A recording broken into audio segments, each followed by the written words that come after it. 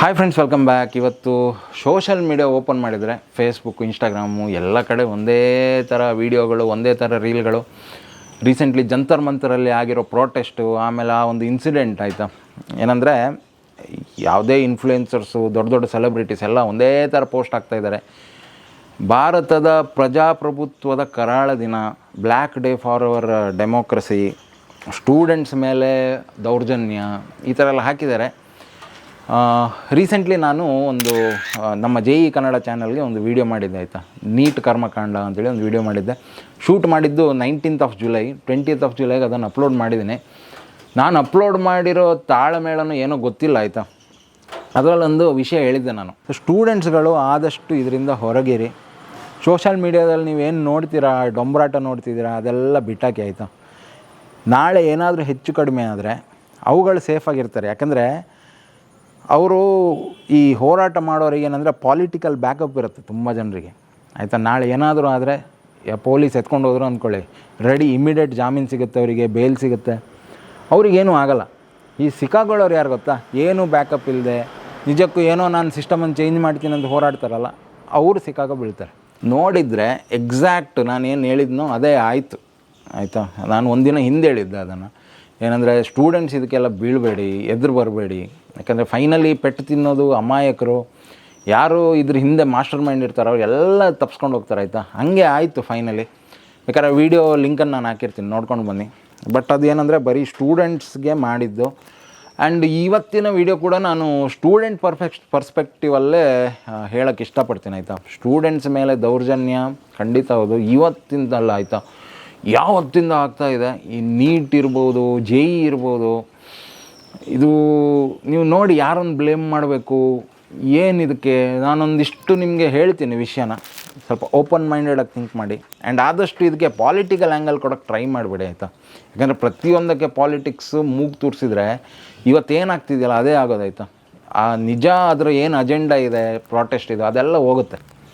ಎಲ್ಲದನ್ನು ಪಾಲಿಟಿಕಲ್ ಆ್ಯಂಗಲಲ್ಲಿ ನೋಡ್ತಾರೆ ಕೆಲವರು. ಅದು ಮಾಡೋಕ್ಕೆ ಹೋಗಬೇಡಿ ಆಯಿತಾ. ನಮಗೂ ಪಾಲಿಟಿಕ್ಸ್ಗೆ ಏನೂ ಆಗಬೇಕಾಗಿಲ್ಲ. ನಾನು ನನ್ನ ಲೈಫ್ ಲೀಡ್ ಮಾಡ್ತಾಯಿದ್ದೀನಿ, ಆರಾಮಾಗಿದ್ದೀನಿ. ನಾನು ಯಾವುದೇ ಗೌರ್ಮೆಂಟ್ನ ಬೆನಿಫಿಟ್ ತೊಗೊಂಡಿಲ್ಲ ಇಷ್ಟು ತನಕ, ಯಾವುದೇ ಫ್ರೀ ಯೋಜನೆಗಳಿರ್ಬೋದು, ಏನೂ ಇಲ್ಲ. ನಾವು ನಮ್ಮ ಲೈಫನ್ನು ಲೀಡ್ ಮಾಡ್ತಾಯಿದ್ದೀವಿ, ಇನ್ನು ಮುಂದೆನೂ ಲೀಡ್ ಮಾಡ್ತೀವಿ. ನಮಗೆ ಅವರ ಅವಶ್ಯಕತೆ ಇಲ್ಲ ಆಯಿತಾ. ಹಾಗಾಗಿ ಕಾಮೆಂಟ್ ಸೆಕ್ಷನ್ ಓಪನ್ ಇದೆ ನಿಮಗೆ.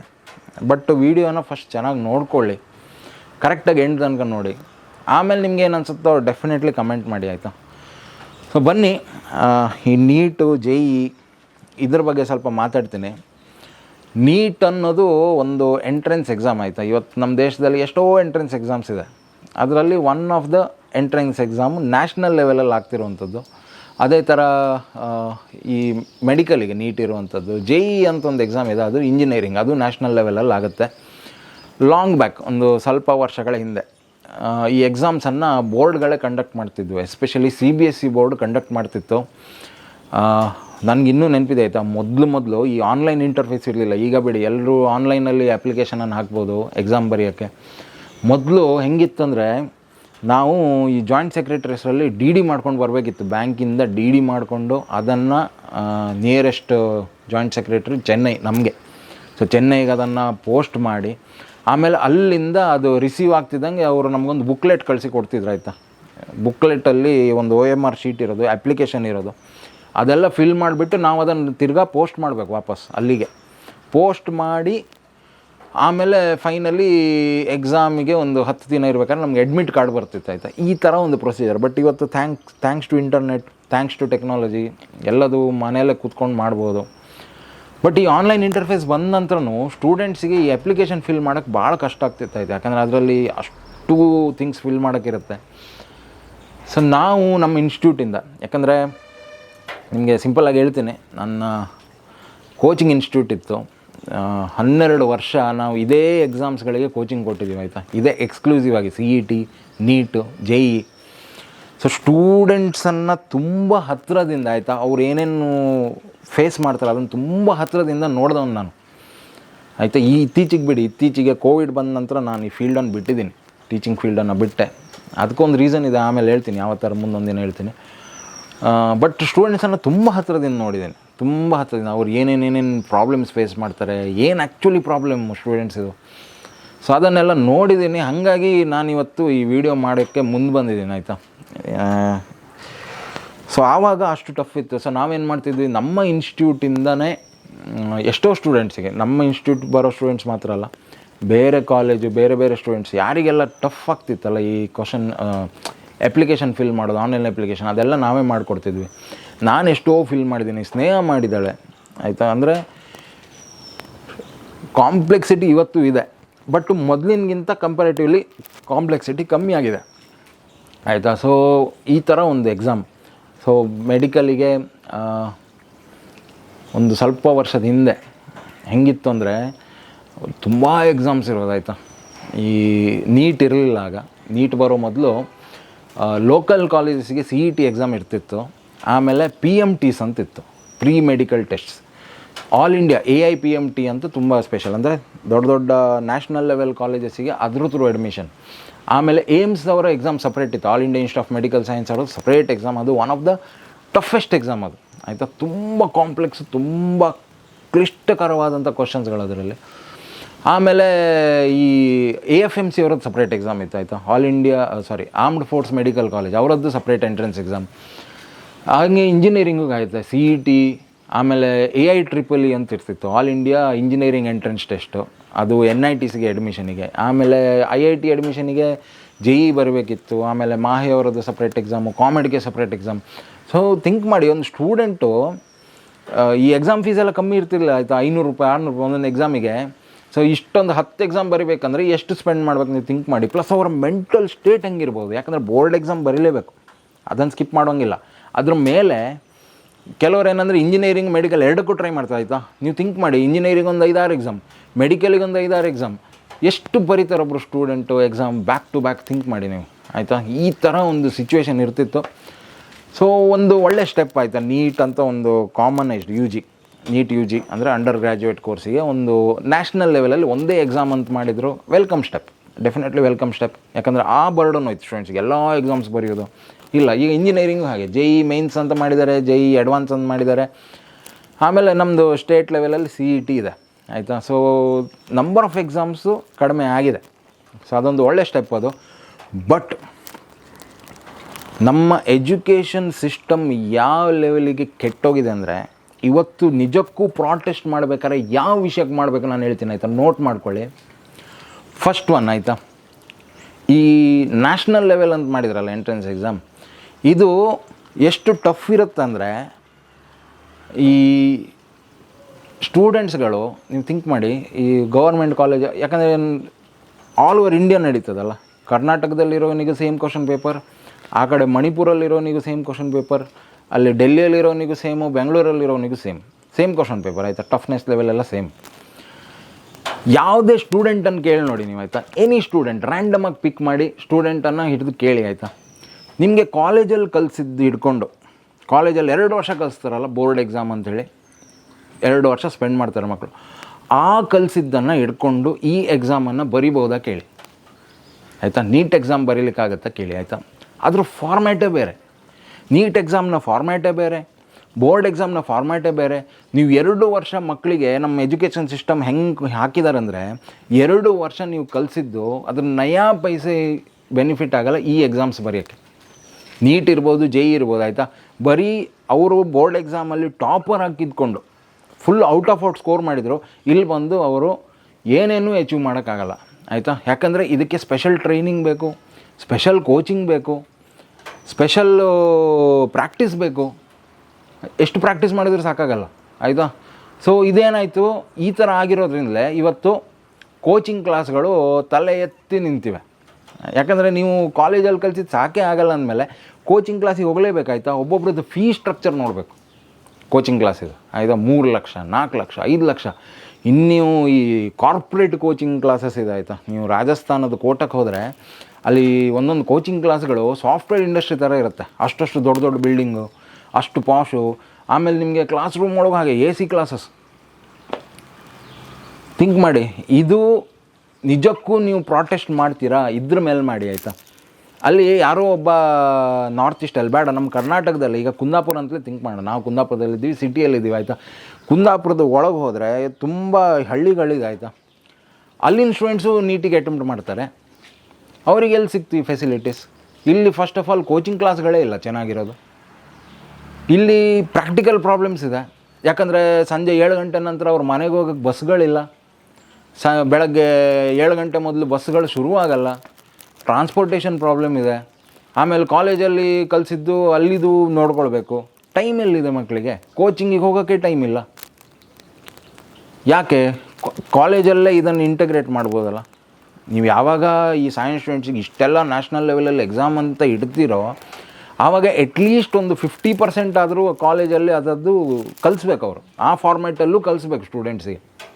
ಇವತ್ತು ಆ ರಿಫಾರ್ಮ್ಸ್ ಯಾರೂ ಥಿಂಕ್ ಮಾಡ್ತಾಯಿಲ್ಲ ಆಯಿತಾ. ಈ ಎಜುಕೇಷನ್ ಮಿನಿಸ್ಟರ್ ಇರ್ಬೋದು, ಬೋರ್ಡಲ್ಲಿ ಇಷ್ಟು ಘಟಾನುಘಟಿಗಳು ಕೂತಿದ್ದಾರಲ್ಲ, ಯಾರಿಗೂ ಬೇಡ ರೀ ಇದೆಲ್ಲ, ಯಾರಿಗೂ ಬೇಡ ಆಯಿತಾ. ಇನ್ನೂ ನಾವು 20 ವರ್ಷ ಹಿಂದೆ 20-25 ವರ್ಷ ನಾನು ಕಾಲೇಜಿಗೆ ಹೋಗ್ಬೇಕಾದ್ರೆ ಯಾವ ಸಿಲೆಬಸ್ ಇತ್ತಲ್ಲ ಅದನ್ನೇ ಚೂರು ಪಾರು ಆ ಕಡೆ ಈ ಕಡೆ ಫಸ್ಟ್ ಇಯರಲ್ಲಿ ಇದ್ದದನ್ನು ಸೆಕೆಂಡ್ ಇಯರಿಗೆ ಹಾಕಿದ್ರು, ಸೆಕೆಂಡ್ ಇಯರಲ್ಲಿ ಇದನ್ನು ಫಸ್ಟ್ ಇಯರಿಗೆ ಹಾಕಿದ್ರು. ಹಾಗೆ ಮಜಾ ಮಾಡ್ತಾ ಇವತ್ತು ಅದೇ ಸಿಲೆಬಸನ್ನು ಇನ್ನೂ ಕಲಿಸ್ತಿದ್ದಾರೆ. ನಾವು ಇಲ್ಲಿ ಈ ಕಡೆ ಟೆಕ್ನಾಲಜಿ, AI ಅದು ಇದು ಅಂತ ಎಲ್ಲೆಲ್ಲೋ ಮುಂದೋಗಿದ್ದೀವಿ ಆಯಿತಾ. ಸಿಲೆಬಸ್ ಇನ್ನೂ ಅದೇ ಇದೆ. ಹೆಂಗೆ ರೆಡಿ ಮಾಡ್ತೀರ ನೀವು ಸ್ಟೂಡೆಂಟ್ಸನ್ನು? ಇದು ರಿಯಲ್ ಪ್ರಾಬ್ಲಮ್, ಇದು ಎಕ್ಸಿಸ್ಟಿಂಗ್ ಪ್ರಾಬ್ಲಮ್. ಇದು ಸ್ಟೂಡೆಂಟ್ಸಿಗೆ ಇದನ್ನು ಫೇಸ್ ಮಾಡೋಕ್ಕಾಗ್ತಾಯಿಲ್ಲ ಆಯಿತಾ. ನೀವು ಆ್ಯಸ್ ಇಟ್ ಈಸ್ ಒಬ್ಬ ಸ್ಟೂಡೆಂಟಿಗೆ ಹೋಗಿ ನೀಟ್ ಪೇಪರ್ ಕೊಟ್ಟರೆ ಅವ್ನು ಟಾಪರ್ ಇರ್ಬೋದು PUCದು, ಬಟ್ ಅವನಿಗೆ ಸಾಲ್ವ್ ಮಾಡೋಕ್ಕಾಗಲ್ಲ. ಇದು ಒಂದು ಪ್ರಾಬ್ಲಮ್ ಆಯಿತಾ. There is no reforms in this. ಕಾಲೇಜಲ್ಲಿ ಮಾಡಬೇಕು ಇದನ್ನು ಆಯಿತಾ. ಎಜುಕೇಷನ್ ಮಿನಿಸ್ಟ್ರ್ ಅವರು ಮಲಗಿದ್ದಾರೆ. ಎಜುಕೇಷನ್ ಮಿನಿಸ್ಟ್ರ್ ಅಲ್ಲ, ಇಡೀ ಎಜುಕೇಷನ್ ಡಿಪಾರ್ಟ್ಮೆಂಟ್ ಇದೆಯಲ್ಲ, ಬರೀ ದುಡ್ಡು ಮಾಡೋದು ಹೆಂಗೆ ಸ್ಟೂಡೆಂಟ್ಸ್ ಹತ್ರ ವಸೂಲಿ ಮಾಡೋದು, 10 ಲಕ್ಷ 50 ಲಕ್ಷ 20 ಲಕ್ಷ ಒಂದೊಂದು ಫೀಸ್ ಹೆಂಗೆ ವಸೂಲಿ ಮಾಡೋದು, ಅದ್ರ ಬಗ್ಗೆ ಮಾತ್ರ ಕಾನ್ಸಂಟ್ರೇಟ್ ಮಾಡ್ತಿದ್ದಾರೆ ಬಿಟ್ಟರೆ ಇದಕ್ಕೆ ಯಾವುದೇ ರಿಫಾರ್ಮ್ಸ್ ಇಲ್ಲ. ಯಾಕೆ? ಕ್ಯಾಪ್ ಇಡ್ಬೋದಲ್ಲ, ಇದಕ್ಕಿಂತ ಜಾಸ್ತಿ ಫೀಸ್ ತಗೊಳ್ಳೋಂಗಿಲ್ಲ. ಯಾಕೆ ಮಾಡಲ್ಲ? ಇದನ್ನು ಮಾಡಿದರೆ ಅವರದ್ದೇ ಅಲ್ವ ಇನ್ಸ್ಟಿಟ್ಯೂಟ್ಗಳು. ಈ ದೊಡ್ಡ ದೊಡ್ಡ ಪಾಲಿಟಿಷಿಯನ್ಗಳೇ ಇನ್ಸ್ಟಿಟ್ಯೂಟ್ ರನ್ ಮಾಡ್ತಾ ಇದ್ದಾವೆ. ಅವ್ರ ಕಿಸೆ ತುಂಬಬೇಕಲ್ಲ. ಇದು ಮಾತಾಡಿ. ಅಲ್ಲಿ ಪ್ರೊಟೆಸ್ಟ್ ಮಾಡ್ತಿದ್ದಾರಲ್ಲ, ಬರೀ ಲೀಕ್ ಆಯಿತು. ಲೀಕ್ ಅನ್ನೋದು ಎಷ್ಟು ವರ್ಷದಿಂದ ಆಗ್ತಾಯಿದೆ, ನೀವು ಹಿಸ್ಟ್ರಿ ತೆಗೆದು ನೋಡಿ ಆಯಿತಾ. ಎಷ್ಟೋ ವರ್ಷದಿಂದ ಆಗ್ತಾಯಿದೆ. ಈ ಗವರ್ಮೆಂಟಿಗೆ ಅದಕ್ಕೆ ಸಂಬಂಧನೇ ಇಲ್ಲ. ಫಸ್ಟ್ ಆಫ್ ಆಲ್ ಲೀಕ್ ಮಾಡಿದ್ದು ಯಾರು? ಪ್ರೊಫೆಸರ್ಸ್ಗಳೇ, ಟೀಚರ್ಸ್ಗಳೇ. ಯಾರು ಕಲಿಸ್ತಾರೋ, ಈ ಹೇಳ್ತೀವಲ್ಲ ಬೇಲಿನೇ ಎದ್ದು ಹೊಲ ಮೇಯ್ದಂಗೆ ಅಂತೇಳಿ, ಯಾರು ಕಲಿಸ್ತಾ ಇದ್ದಾರೆ. ಒಂದಿಷ್ಟು ಕೋಚಿಂಗ್ ಕ್ಲಾಸ್ಗಳು ಇನ್ವಾಲ್ವ್ ಆಗಿದೆ, ಒಂದಿಷ್ಟು ಪ್ರೊಫೆಸರ್ಸ್ಗಳು ಇನ್ವಾಲ್ವ್ ಆಗಿದ್ದಾರೆ. NTA ಅಲ್ಲಿ ಒಂದು 13 ಜನರನ್ನು ಈಗ ಸದ್ಯಕ್ಕೆ ಅರೆಸ್ಟ್ ಮಾಡಿದ್ದಾರೆ. ನಾನು ಹೇಳೋದು ಈ NTA ಬೇಡ ಅಲ್ಲ. ಫಸ್ಟ್ ಆಫ್ ಆಲ್ ಯಾಕೆ ಬೇಕು? NTA ಅವಶ್ಯಕತೆ ಇಲ್ಲ ನಮ್ಮ ದೇಶಕ್ಕೆ ಆಯಿತಾ. ನ್ಯಾಷನಲ್ ಟೆಸ್ಟಿಂಗ್ ಏಜೆನ್ಸಿ ಯಾಕೆ? ಇಡೀ ವರ್ಷ ಅಷ್ಟು ಫ್ಯಾಟ್, ಅಷ್ಟು ದೊಡ್ಡ ಸ್ಯಾಲ್ರಿ ತಗೊಳ್ತಾರೆ ಬೋರ್ಡಲ್ಲಿ. ಅವರಿಗೆ ವರ್ಷಕ್ಕೊಂದು ಕ್ವಶನ್ ಪೇಪರ್ ರೆಡಿ ಮಾಡೋಕ್ಕಾಗಲ್ವಾ? ಏನು ಡೈಲಿ ಮಾಡಲಿಕ್ಕಿದೆಯಾ ಅದು ಕ್ವಶನ್ ಪೇಪರ್? ವರ್ಷಕ್ಕೊಂದು ಸಲ ನಡೆಸ್ತಾರೆ ಎಕ್ಸಾಮನ್ನು. ಒಂದು ಕ್ವಶನ್ ಪೇಪರ್ ರೆಡಿ ಮಾಡೋಷ್ಟು ಯೋಗ್ಯತೆ ಇಲ್ಲ ಇವುಗಳಿಗೆ. ಏನೇಣ ಆಯಿತಾ. ನನಗೆ ಏನಾಗುತ್ತೆ ಗೊತ್ತಾ, ಇದು ಆ್ಯಕ್ಚುಯಲ್ ಪ್ರಾಬ್ಲಮ್ ಅಲ್ಲ. ಮಾತಾಡ್ಬೇಕಾದ್ರೆ ಇನ್ನು ಬ್ಲಡ್ ಬಾಯ್ಲ್ ಆಗೋಕ್ಕೆ ಸ್ಟಾರ್ಟ್ ಆಗುತ್ತೆ. ಇದು ನಾನು ಸ್ಟೂಡೆಂಟ್ಸ್ ಜೊತೆ ಖುದ್ದಾಗಿ ನೋಡಿದ್ದೀನಿ ಆಯಿತಾ. ಇದು ಒಂದು ಪ್ರಾಬ್ಲಮ್ ಅಲ್ಲ. ನಾನು ಹೇಳ್ತೀನಿ, ಒಂದು ಲಿಸ್ಟ್ ಆಗ್ತಾ ಹೋಗ್ತೀನಿ, ನೋಡ್ಕೊಳ್ಳಿ ನೀವು ಎಷ್ಟು ದೊಡ್ಡ ಇಶ್ಯೂ ಇದೆ ಅಂತೇಳಿ ಆಯಿತಾ. ಸೆಕೆಂಡ್ ಇಶ್ಯೂಗೆ ಬರೋಣ. ನೀಟ್ ಎಕ್ಸಾಮನ್ನು 20 ಲಕ್ಷ ಜನ ಬರೆದಿದ್ದಾರೆ ಈ ವರ್ಷ. 20 ಲಕ್ಷ ಆಯಿತಾ. ಸಪೋಸ್ ಥಿಂಕ್ ಮಾಡಿ, ಕ್ವಶನ್ ಪೇಪರು ಲೀಕ್ ಆಗಿಲ್ಲ, ಚೆನ್ನಾಗಿ ಎಕ್ಸಾಮ್ ನಡೀತು ಆಯಿತಾ.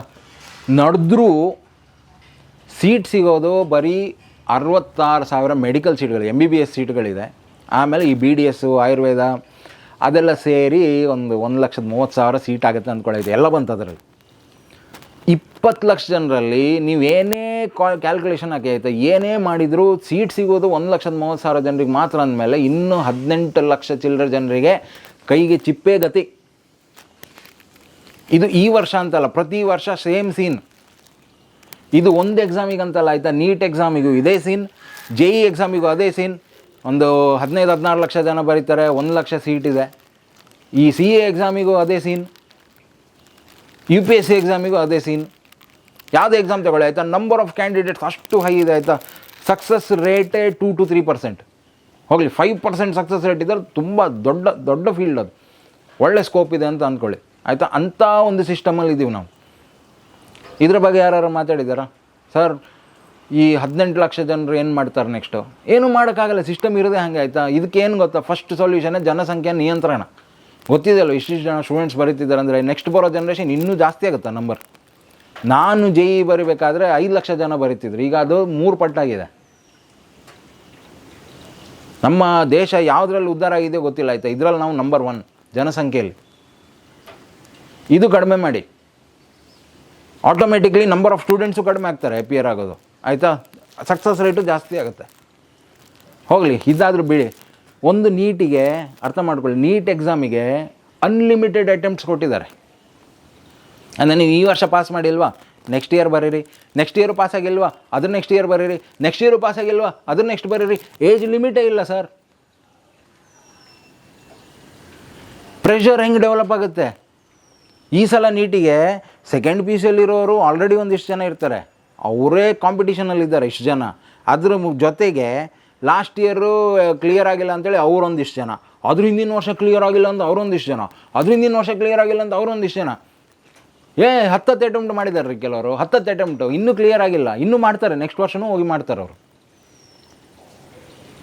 ಅಟ್ಲೀಸ್ಟ್ ಜೆ ಇ ಎಕ್ಸಾಮಿಗೆ ನನ್ನ ಪ್ರಕಾರ 6 ಅಟೆಂಪ್ಟ್ ಇದೆ, 3 ವರ್ಷ ಕೊಟ್ಟಿದ್ದಾರೆ. ವರ್ಷಕ್ಕೆ 2 ಎಕ್ಸಾಮ್ ಇರುತ್ತೆ, 2 ಫೇಸ್ ಇರುತ್ತೆ. ಸೊ ನೀವು 6 ಅಟೆಂಪ್ಟಲ್ಲಿ ಮುಗಿಸ್ಬೇಕು. ನೀಟಿಯಾಗಿ ಕೊಟ್ಟಿಲ್ಲ, ಕೊಡಬೇಕಲ್ಲ. ನಾಳೆ ನಾನೇ ಹೋಗಿ ಬರಿತೀನಿ ಅಂದರೆ ನನಗೂ ಬಿಡ್ತಾರೆ, ನನಗೆ ಬಿಡ್ತಾರೆ. ನಾನು ಹೋಗಿ ಬರಿತೀನಿ ಅಂದರೆ ನನಗೆ ಏನು ಗೊತ್ತಾ, ಪಿ ಯು ಸಿ ಪಾಸಾಗಿರ್ಬೇಕು, ನಾನು ಫಿಸಿಕ್ಸ್ ಕೆಮಿಸ್ಟ್ರಿ ಬಯಾಲಜಿ ಮೈನ್ ಸ್ಟ್ರೀಮಲ್ಲಿ ಕಲ್ತಿರಬೇಕು, ಮಾರ್ಕ್ಸ್ ಕಾರ್ಡ್ ಪ್ರೊಡ್ಯೂಸ್ ಮಾಡಿದರೆ ಆಯಿತು. ಪಿ ಯು ಸಿ ಪಾಸಾಗಿದ್ದೀನಿ ನಾನು, ನಾನೇ ಬರಿಬೋದು. ನಾಳೆ ಇನ್ಯಾರೋ ಒಬ್ಬರು 50-60 ವರ್ಷ ಆದರೂ ಅವರು ಬರಿಬೋದು. ಅಲ್ಲಿ ಏಜ್ ಲಿಮಿಟು ಕೊಟ್ಟಿಲ್ಲ, ಏನೂ ಕೊಟ್ಟಿಲ್ಲ, ಎಷ್ಟು ಬೇಕಾದ್ರೂ ಬರೀರಿ. ಹುಚ್ಚುತ್ತಾನೆ ಇದಕ್ಕೆ ಯಾರು ಹೊಣೆ? ಇದು ಫೂಲಿಶ್ನೆಸ್ ಇದು ಆಯಿತಾ. ಇದನ್ನು ಯಾರು ಮಾತಾಡ್ತಿದ್ದಾರೆ ಹೇಳಿ? ಬೇಡ, ಈಗ ಇಷ್ಟು ದೊಡ್ಡ ಪ್ರೊಟೆಸ್ಟ್ ಆಯ್ತಲ್ಲ, ಒಂದು ಮಾಡ್ಬೋದಿತ್ತಲ್ಲ ಎಲ್ಲರೂ. ಪ್ರೊಟೆಸ್ಟಲ್ಲಿ ಎಷ್ಟು ಜನ ನಿಜ ಸ್ಟೂಡೆಂಟ್ಸ್ ಇದ್ದಾರೆ, ಸಿಂಪಲ್ ಕೆಲಸ ಮಾಡಬೇಕಿತ್ತು. ಮೀಡಿಯಾದವ್ರು ಇರ್ಬೋದು, ಏನಿರ್ಬೋದು, ಅಲ್ಲಿ ಜಂತರ್ ಮಂತರಲ್ಲಿ ಹೋಗಿ ಅಲ್ಲಿ ಬಂದವರ ಹತ್ರ, ಸರ್ ನಿಮ್ಮ ನೀಟ್ ಅಡ್ಮಿಟ್ ಕಾರ್ಡ್ ತೋರಿಸಿ, ಸ್ಟೂಡೆಂಟ್ಸ್ಗಳಿಗೆ ಅಡ್ಮಿಟ್ ಕಾರ್ಡ್ ತೋರಿಸಿ. ಯಾಕಂದ್ರೆ ಪ್ರತಿಯೊಬ್ಬರಿಗೆ ಅಡ್ಮಿಟ್ ಕಾರ್ಡ್ ಬರಲೇಬೇಕು, ಕೊಡಲೇಬೇಕು ಅವರು. ಆವಾಗ ನಿಜಕ್ಕೂ ಗೊತ್ತಾಗ್ತಿತ್ತು ನಿಜ ಸ್ಟೂಡೆಂಟ್ಸ್ ಯಾರು, ನೀಟಿಗೋಸ್ಕರ ಯಾರು ಹೋರಾಟಕ್ಕೆ ಬಂದಿದ್ದಾರೆ ಗೊತ್ತಾಗ್ತಿತ್ತು ಆಯಿತಾ. ಅಲ್ಲಿ ಬಂದವ್ರು ಯಾರು ಸ್ಟೂಡೆಂಟ್ಸ್ಗಳು. ಈ ಕ್ರೊನಾಲಜಿ ಅರ್ಥ ಮಾಡ್ಕೊಳ್ಳಿ. ಮೇ 3ಕ್ಕೆ ನೀಟ್ ಎಕ್ಸಾಮ್ ಅನೌನ್ಸ್ ಆಗಿತ್ತು, ಮೇ 3ಕ್ಕೆ ಆಯಿತಾ. ಅದು ಮುಗೀತು. ಆಗಿ ಒಂದು ಸ್ವಲ್ಪ ದಿನದಲ್ಲಿ ಮೇ 12ಗೆ NTA ಅವರೇ ಖುದ್ದಾಗಿ ಫ್ರಾಡ್ ನಡೆದಿದೆ, ಕ್ವಶನ್ ಪೇಪರ್ ಲೀಕ್ ಆಗಿದೆ ಅಂದರೆ ಅವರೇ ಖುದ್ದಾಗಿ ಹೊರಗೆ ಬಂದ್ರೆ ಆಯಿತಾ. ಅದು ಮಾಡಬಾರ್ದಿತ್ತು ನನ್ನ ಪ್ರಕಾರ. ಯಾಕಂದರೆ ಪ್ರತಿ ವರ್ಷದ ಹಣೆ ಬರ ಇದಾಯ್ತಾ. ನೀವು ಅಂದ್ಕೊಳ್ಬೋದು ಈ ವರ್ಷ ಲೀಕ್ ಆಗಿದೆ, ಇಲ್ಲ, ಪ್ರತಿ ವರ್ಷ ಆಗುತ್ತೆ. ಗೊತ್ತಿರೋರಿಗೆ ಗೊತ್ತಿದೆ ಇದಾಯ್ತಾ, ಪ್ರತಿ ವರ್ಷ ಆಗುತ್ತೆ. ಈ ಸಲದ್ದೇನು ಹೊಸ್ತಲ್ಲ ಆಯಿತಾ. ಅವರೇ ಖುದ್ದಾಗಿ ಬಂದರು ಇದರಲ್ಲಿ ಫ್ರಾಡ್ ಆಗಿದೆ ಅಂಥೇಳಿ ಬಂದು.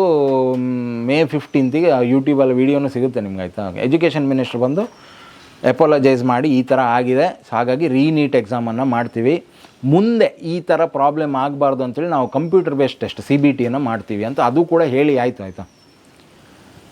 ಅಲ್ಲಿಗೆ ಈ ವಿಷಯದ್ದು ಮುಗಿಬೇಕಿತ್ತು ಹೋರಾಟ. ನೀಟ್ ಪೇಪರ್ ಲೀಕಿದ್ದು ಮುಗಿಬೇಕಿತ್ತು. ನೀಟ್ ಹೋರಾಟ ಇವತ್ತಿಗೂ ಅಗತ್ಯ ಇದೆ ಆಯಿತಾ. ನೀಟಿಗೆ ನೀವು ಹೋರಾಡ್ತೀರಾ, ನಾನೇ ಸಪೋರ್ಟ್ ಮಾಡ್ತೀನಿ ಆಯಿತಾ.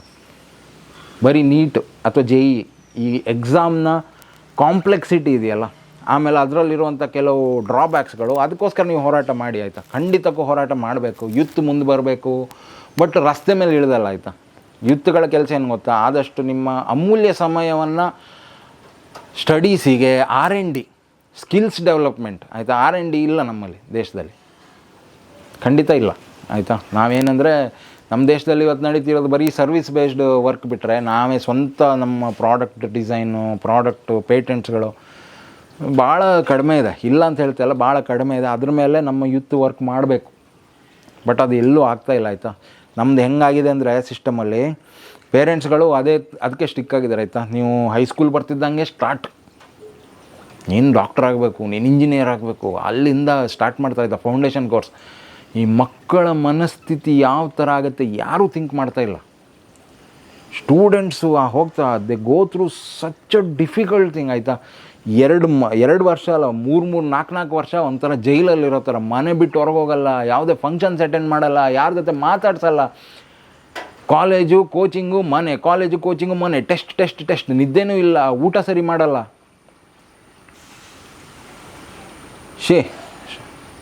ಇಲ್ಲ ರೀ, ಯಾಕೆ ಬೇಕು ರೀ ಇಷ್ಟು ಕಾಂಪಿಟಿಷನ್ ಫೈನಲಿ ಅದರಲ್ಲಿ ಸೆಲೆಕ್ಟ್ ಆಗೋದೇ ಒಂದು 5% ಅಂದಮೇಲೆ ನೀವು ಎಷ್ಟೇ ಒದ್ದಾಡಿದ್ರೆ 95% ಜನರಲ್ಲಿ ಎಷ್ಟು ಎಫರ್ಟ್ ಆಗಿರೋರು ಸೋಲ್ತಾರೆ.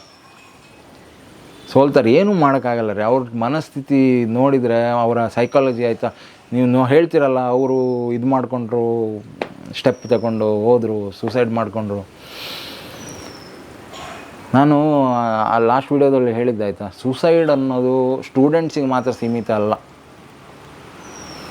ಲೈಫಲ್ಲಿ ಏನಾದ್ರು ಸಿಚುವೇಶನ್ ಫೇಸ್ ಮಾಡೋಕ್ಕಾಗದೇ ಇದ್ದಾಗ ಬಿಸ್ನೆಸ್ ಮ್ಯಾನ್ಗಳು ಆ ಸ್ಟೆಪ್ ತಗೊಂಡಿದ್ದಾರೆ, ಹೌಸ್ ವೈಫ್ಗಳು ಸ್ಟೆಪ್ ತಗೊಂಡಿದ್ದಾರೆ, ಇನ್ನು ಯಾರೋ ಲೈಫ್ ಫೇಸ್ ಮಾಡೋಕ್ಕಾಗ್ತಾ ಇಲ್ಲ ತಗೊಂಡಿದ್ದಾರೆ. ಸ್ಟೂಡೆಂಟ್ಗಳಿಗೆ ಸೀಮಿತ ಅಲ್ಲ ಅದಾಯಿತಾ. ಬೇಜಾರಿದೆ. ಒಂದು ಲೈಫ್ನ ವ್ಯಾಲ್ಯೂ ಇದೆಯಲ್ವ, ಅದು ನಿಮ್ಮ ಮನೆಯಲ್ಲಿ ಯಾರು ಕ್ಲೋಸ್ ಮೆಂಬರ್ ಹೋದಾಗ ಆ ಲೈಫ್ನ ವ್ಯಾಲ್ಯೂ ನಿಮ್ಗೆ ಗೊತ್ತಾಗುತ್ತೆ ಆಯಿತಾ. ನಾವು ನೋಡಿದ್ದೀವಿ, ನನಗದು ಎಕ್ಸ್ಪೀರಿಯನ್ಸ್ ಇದೆ ಆಯಿತಾ. ನಮ್ಮನ್ನು ಕಳ್ಕೊಂಡಾಗ ಆ ವ್ಯಾಲ್ಯೂ, ಒಬ್ಬ ಮನುಷ್ಯನ ವ್ಯಾಲ್ಯೂ ಎಷ್ಟು ಅನ್ನೋದು ಗೊತ್ತಾಗುತ್ತೆ. ಈಗ ಲಾಸ್ಟ್ ಇಯರು ಚಿನ್ನಸ್ವಾಮಿ ಸ್ಟೇಡಿಯಮ್ಮಲ್ಲಿ ಕಾಲು ತುಳಿತಕ್ಕೆ ಒಂದಿಷ್ಟು ಜನ ಹೋದರು. ಯಾರು ಹೊಣೆ ತಗೊಂಡ್ರು? ಪ್ರೊಟೆಸ್ಟ್ ಮಾಡಿದ್ರಾ, ರಿಸೈನ್ ಮಾಡಿ, ಅದು ಮಾಡಿ, ಇದು ಮಾಡಿ? ಯಾರಿಗೂ ಬೇಕಾಗಿರಲಿಲ್ಲ ಅದು. ಇವತ್ತು ಸ್ಟೂಡೆಂಟ್ಸ್ ಹೆಸರಲ್ಲಿ ನಾನು ಯಾಕೆ ಚೀಪ್ ಪಾಲಿಟಿಕ್ಸ್ ಪ್ರತಿ ಸಲ ಹೇಳ್ತಿರ್ತೀನಿ, ಹೊಲಸು ರಾಜಕೀಯ ಅಂತ ನಾನು ಎಷ್ಟೋ ವೀಡಿಯೋದಲ್ಲಿ ಹೇಳಿದ್ದೀನಿ ಆಯಿತಾ. ಯಾವುದೇ ರಾಜಕಾರಣಿ ಇವತ್ತು ಆಯಿತಾ, ಯಾವುದೇ, ನಾನು ಯಾರನ್ನೂ ಎಕ್ಸ್ಕ್ಲೂಡ್ ಮಾಡ್ತಾ ಇಲ್ಲ ಆಯಿತಾ, ಎಲ್ಲ ಇನ್ಕ್ಲೂಡಿಂಗ್ ಎವ್ರಿ ಒನ್ ತಮ್ಮ ಬೆನಿಫಿಟ್ ನೋಡ್ತಾರೆ. ಬಿಟ್ಟರೆ ಜನಕ್ಕಾಗಿ ತುಂಬ ಶಿಸ್ತಲ್ಲಿ ನಿಯತ್ತಾಗಿ ಕೆಲಸ ಮಾಡೋರು ನೀವು ಹೇಳ್ಬೋದು ಆಯಿತಾ, ಅವರಿದ್ದಾರೆ ಇವರಿದ್ದಾರೆ, ಇಲ್ಲ. ಅದರಲ್ಲಿ ಏನು ಗೊತ್ತಾ, ಈ ಕೆಲವರು ದೊಡ್ಡ ಕಳ್ಳರು, ಕೆಲವರು ಚಿಕ್ಕ ಕಳ್ಳರು ಅಷ್ಟೇ. ಪರ್ಸೆಂಟೇಜಲ್ಲಿ ಹೇಳ್ಬೋದು ಅಷ್ಟೇ. ಬಿಟ್ಟರೆ ಅವರವ್ರ ಬೆನಿಫಿಟ್ಟು, ಅವರವರ ಸ್ವಯಂ ಡೆವಲಪ್ಮೆಂಟನ್ನು ನೋಡ್ತಾರೆ. ಬಿಟ್ಟರೆ ಈ ಪಾಲಿಟಿಕ್ಸ್ ಅನ್ನೋದು ತುಂಬ ಒಳ್ಳೆ ಜಾಬ್ ಆಯಿತಾ. ಯಾಕಂದರೆ ಅದರಲ್ಲಿ ಸಿಗುವಂಥ ಒಂದು ಜನಮನ್ನಣೆ, ಎಷ್ಟು ಜನ ನಿಮಗೆ ಜೈ ಜೈ ಜೈ ಜೈ ಜೈ ಪ್ಲಸ್ ದುಡ್ಡು, ನೀವು 10 ತಲೆಮಾರಿಗಾಗಷ್ಟು ದುಡ್ಡು ಮಾಡ್ಕೊಂಡು ಇಡ್ಬೋದು. ಹಾಗಾಗಿ ಈ ಅಧಿಕಾರದ ಎಲ್ರಿಗೂ ಎಳೆಯುತ್ತಾಯ್ತಾ, ನಾನು ಹೋಗಬೇಕು, ಪಾಲಿಟಿಷನ್ ಆಗಬೇಕು, ನಾನು ಆಳಬೇಕು ಜನರನ್ನು. ಇದು ಇವಾಗಿಂದಲ್ಲ ಆಯಿತಾ, ರಾಜರ ಕಾಲದಿಂದ ನಡ್ಕೊಂಡು ಬಂದಿದೆ. ಅವರಿಗೂ ಅದೇ ದಾಹ ಇತ್ತಲ್ಲ, ನನ್ನ ಸಾಮ್ರಾಜ್ಯ ದೊಡ್ಡದು ಮಾಡಬೇಕು. ಆವಾಗಿಂದ ಬಂದಿದ್ದು ಇವಾಗಲೂ ಜನರಲ್ಲಿ ಅದಿದೆ ಆಯಿತಾ, ಅಧಿಕಾರದ ದಾಹ. ಸ್ಟೂಡೆಂಟ್ಸ್ ಬಗ್ಗೆ ಯಾರು ಆಲೋಚನೆ ಮಾಡ್ತಿದ್ದಾರೆ? ಏನು ಗೊತ್ತಾ, ಡೆಮೋಕ್ರಸಿಯಲ್ಲಿ ಕರಾಳ ದಿನ ಹೌದು, ನಾನು ಒಪ್ತೀನಿ. ಸ್ಟೂಡೆಂಟ್ಸನ್ನು ಎಳ್ತಂದ್ರಲ್ಲ ಈ ವಿಷಯಕ್ಕೆ, ಅವರ ರಾಜಕೀಯ ಬೇಳೆ ಬೇಯಿಸೋಕ್ಕೆ, ಯಾರೋ ಒಂದಿಷ್ಟು ಜನರು ರಾಜಕೀಯ ಬೇಳೆ ಬೇಯಿಸೋಕ್ಕೆ ಸ್ಟೂಡೆಂಟ್ಸನ್ನು, ಅಮಾಯಕರನ್ನು ತಂದು ಪೆಟ್ಟು ತಿನ್ನಿಸಿದ್ರು, ಅದಕ್ಕಿಂತ ಕರಾಳ ದಿನ ಇಲ್ಲ. ತಮ್ಮ ಸ್ವಂತ ಏನೋ ಒಂದು ಪೊಲಿಟಿಕಲ್ ಅಜೆಂಡಾ ಅವ್ರಿಗೆ ನಡೆಸಬೇಕಿತ್ತು, ಸುಮ್ಮನೆ ಇದು ನೆಪ. ನಾವು ನೀಟ್ಗೋಸ್ಕರ ಹೋರಾಡ್ತಿದ್ದೀವಿ ಆಯಿತಾ. ಇವತ್ತು ಅಷ್ಟು ದೊಡ್ಡ ಸೆಲೆಬ್ರಿಟೀಸ್ ಎಲ್ಲ ಆಗ್ತಿದಾರಲ್ಲ status, I support this, I support that. ಇನ್ನೊಂದು ಕಾಕ್ರೋಚ್ ಜನತಾ ಪಾರ್ಟಿ, ದೇವ್ರೆ, ನಾನದ್ರ ಸಮರ್ಥಕನಲ್ಲ. ಫಸ್ಟ್ ಆಫ್ ಆಲ್ ಹೇಳ್ತೀನಿ ಆಯಿತಾ, ನಂಗೆ ಡೇ ಒನ್ನಿಂದ ಸಮರ್ಥಕನಲ್ಲ ನಾನು. ಯಾಕಂದರೆ ಅದು ಫಾರ್ಮ್ ಆಗಿರೋದೇ ಒಂದು ಫಾಲ್ಸ್ ಅಜೆಂಡಾ ಮೇಲೆ ಆಯಿತಾ. ಯಾರೋ ಚೀಫ್ ಜಸ್ಟಿಸ್ ಅವರು ಕಾಕ್ರೋಚ್ ಅಂತ ಕರೆದ್ರಂತೆ ಜೆನ್ಜಿ ಅವರನ್ನು ಅಂತ ಅವ್ರು ಹೇಳೋದು. ಆ್ಯಕ್ಚುಲಿ ಆ ಸೀನೇ ಇಲ್ಲ. ಚೀಫ್ ಜಸ್ಟಿಸ್ ಅವರು ಒಂದು ಟ್ರಯಲ್ ರೂಮ್ ಆಯಿತಾ, ಕೋರ್ಟ್ ಟ್ರಯಲ್ ರೂಮಲ್ಲಿ ಒಂದು ಲಾಯರಿಗೆ ಪರ್ಟಿಕ್ಯುಲರ್ ಆಗಿ ಅವರು ನನಗೆ ಹೈಕೋರ್ಟಿಗೆ ಬಡ್ತಿ ಕೊಡಿ ಅಂತ ಹೇಳಿದ್ದಕ್ಕೆ ಅವ್ರು ಹೇಳಿದಾಯ್ತಾ, ನಿಮ್ಮಂಥವರು ಈ ಇಡೀ ಸೋಷಲ್ ಇದಕ್ಕೆ ಕಳಂಕ, ನಾಳೆ ನೀವು ಕೆಲಸ ಮಾಡಲ್ಲ, ನಾಳೆ ಬಂದು ಸೋಷಲ್ ಮೀಡ್ಯಾದಲ್ಲಿ ಬೊಬ್ಬೆ ಹೊಡಿತೀರಿ, ನೀವು ವಿಕ್ಟಿಮ್ ಕಾರ್ಡ್ ಅಂತ ಪ್ಲೇ ಮಾಡ್ತೀರಿ, ಇದೆಲ್ಲ ಸಮಾಜಕ್ಕೆ ಕಾಕ್ರೋಚ್ಗಳು ಅಂಥೇಳಿ ಹೇಳಿದ್ದವರು ಅದನ್ನು ಯಾವ ಲೆವೆಲಿಗೆ ಮಿಸ್ಇಂಟರ್ಪ್ರೇಟ್ ಮಾಡಿ ಇವತ್ತು ಎಷ್ಟೋ ಜನ ತಮ್ಮ ಮೇಲೆ ಹಾಕ್ಕೊಂಡಿದ್ದಾರೆ ಆಯಿತಾ. ನಮಗೆ ಕಾಕ್ರೋಚ್ ಕೊಡ್ತರು, ನಮಗೆ ಕಾಕ್ರೋಚ್, ಅಯ್ಯೋ ದೇವ್ರೆ. ಈಗ ನಾಳೆ ಏನೋ ನಂಗೆ ಕರೆದ್ರು ಅಂದ್ಕೊಳ್ಳಿ, ಅದು ಆಗ್ತೀನ ನಾನು.